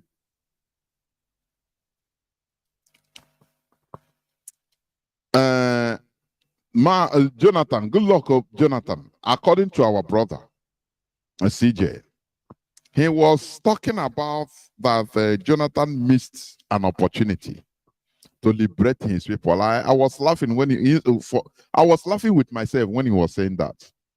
Let me tell us that no person, no Biafran, no Oduduwan, nobody can be able to go into Asorok and divide Nigeria. It is impossible. Under the normal so-called electioneering setting that he used to enter there, like good luck, Jonathan. No, it is impossible. Unless through the barrels of a gun, like Gideon Oka. Do you understand me? Have you people forgotten when a good luck Jonathan entered office? He immediately put his own person with his own choice. You know, as a newcomer, or what about the Ije Nigeria? They think that he will do something the way he wants it. He put one General Andrew Oweye Azazi. You understand? As a national security advisor. Do you understand me? He did it with the zeal that, yeah, you know, this Nigeria, at least I want to better Nigeria. I want to do it our own way so that Nigeria will move forward. He never knew that there are people that owns Nigeria because he was just a virgin. He was just a vice president. He didn't know nothing, no files. No, they never revealed themselves to him until he started engaging, saying he want to fight the Boko Haram. Owners of Nigeria come to him and say, look, are you joking? Do you think that this is your country you run anyhow? Do you think Nigeria is ordinary country? Come on, shut up. They blocked Jonathan, good luck Jonathan, from purchasing arms to process the war against Boko Haram. They blocked him everywhere. You know, I used to say this, people don't understand. You know why I used to hammer it? So that people will think, how can a president of a country was blocked from purchasing arms? You know, buying arms, you have the right to transfer money from Nigeria account, any account you want, just transfer it, and a country we sell arms to him. But the caliphate blocked through the British. They blocked him. He said the electronic, no, there is no way it's allowed. No country was allowed to sell arms to him to fight Boko Haram. And if care is not taken, they will come to Abuja and even take him. So he was asking what is happening. In that time, he started seeing the reality of Nigeria. Didn't he organize CONFAP, national conference? But did he implement the result? The answer is no. No matter how imperfect, did he implement it? The answer is no. Why? Because he saw things that is inexplicable. You understand? He saw things inexplicable. It's not something he can be able to explain to people and people will understand. You know, you are seeing him as there as a figurehead, but he can't do nothing. That is how Nigeria is programmed.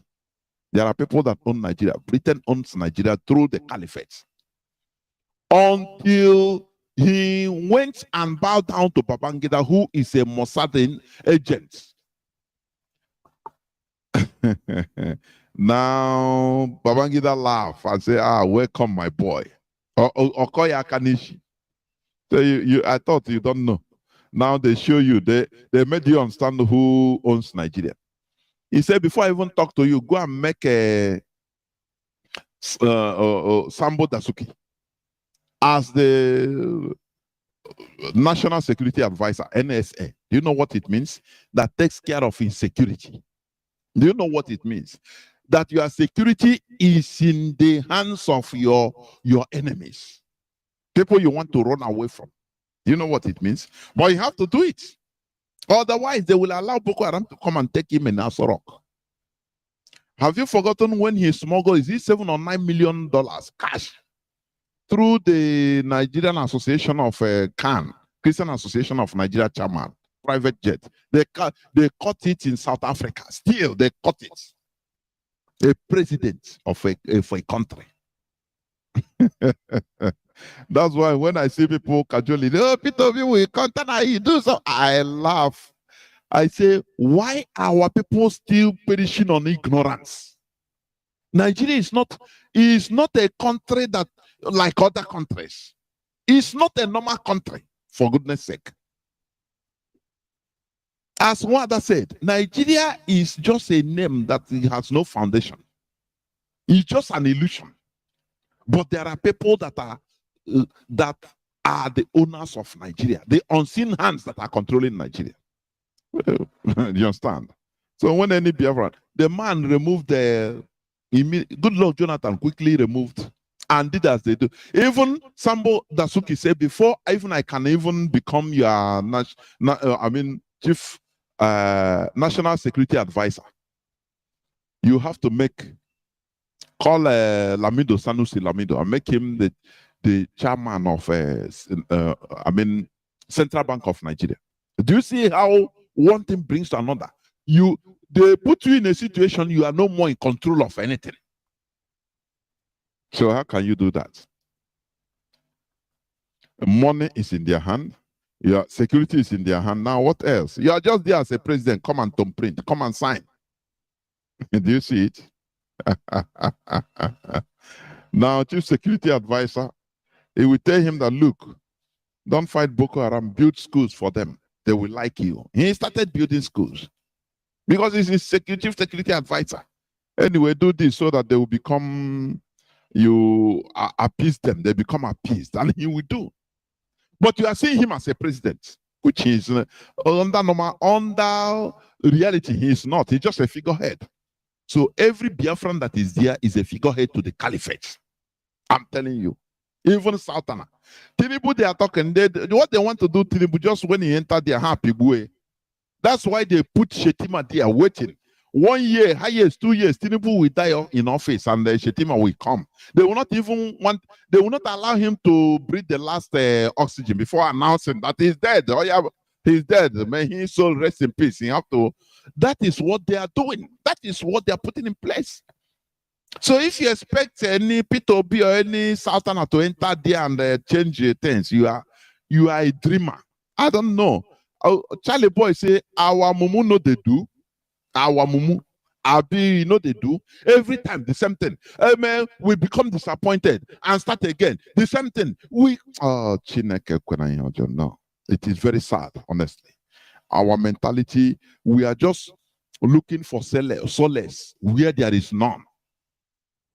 That is why we feel nothing they happen. We are okay in Lagos. You praise, you praise politicians in Lagos. You praise this one in Kanu. In order to have that solace you want, lying to yourself that all is well.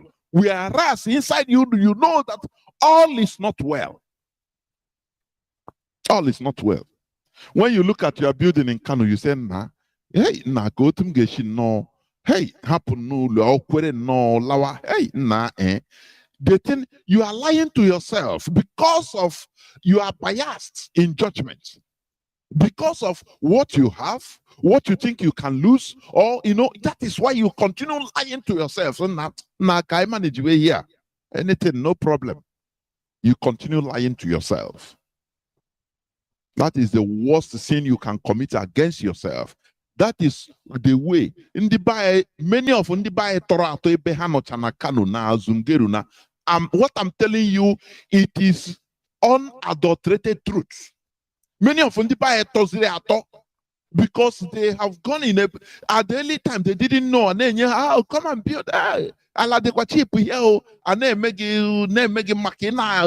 develop. After a time you become this year a Mazi what you are going to do. Liberation. You start lying to yourself.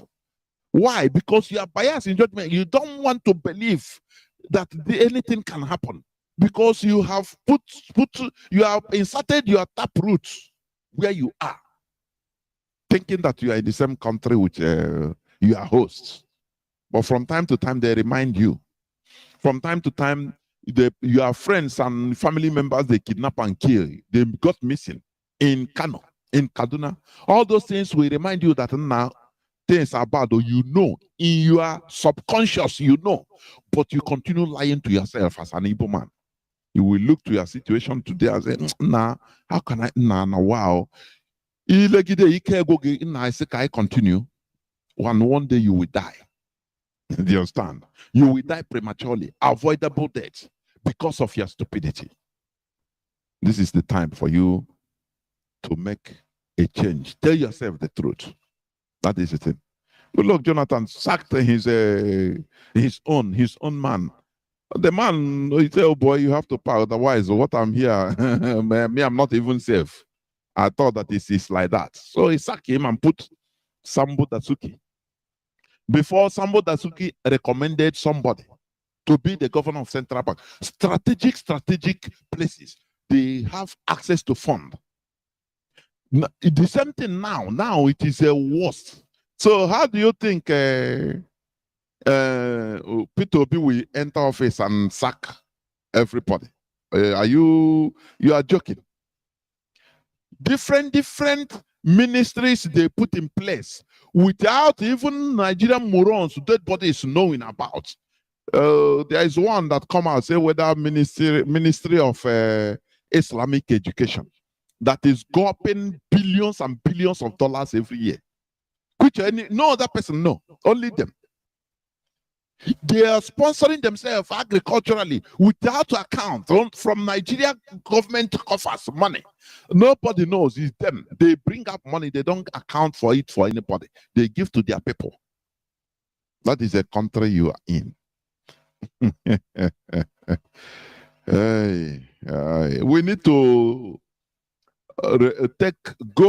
we need to go with the rest of because honestly,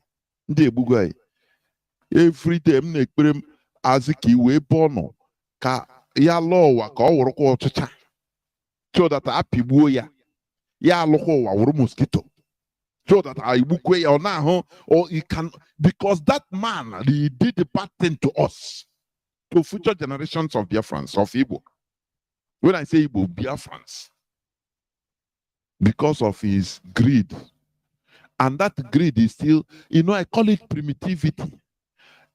Our people, we are just like in the equatorial forest all of a sudden.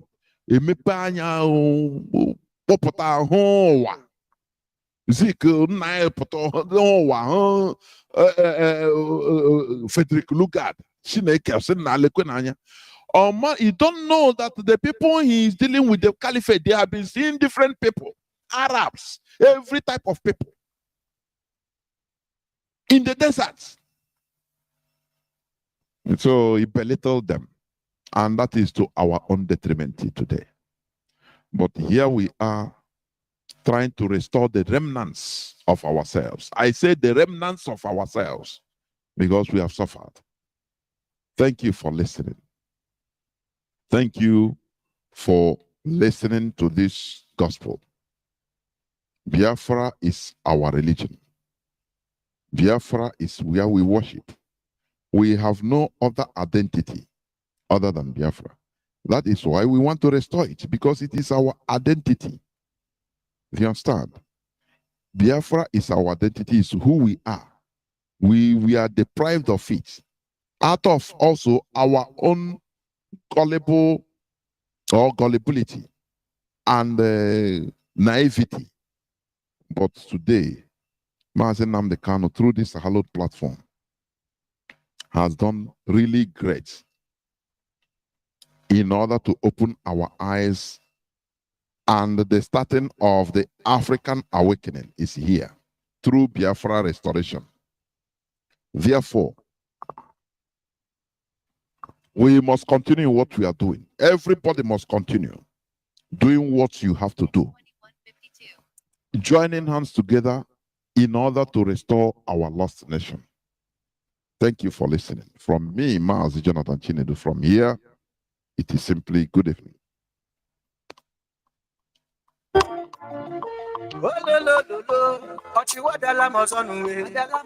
Onye kara aka onye kpọrọ akpọchi ike ye ọchịwa na London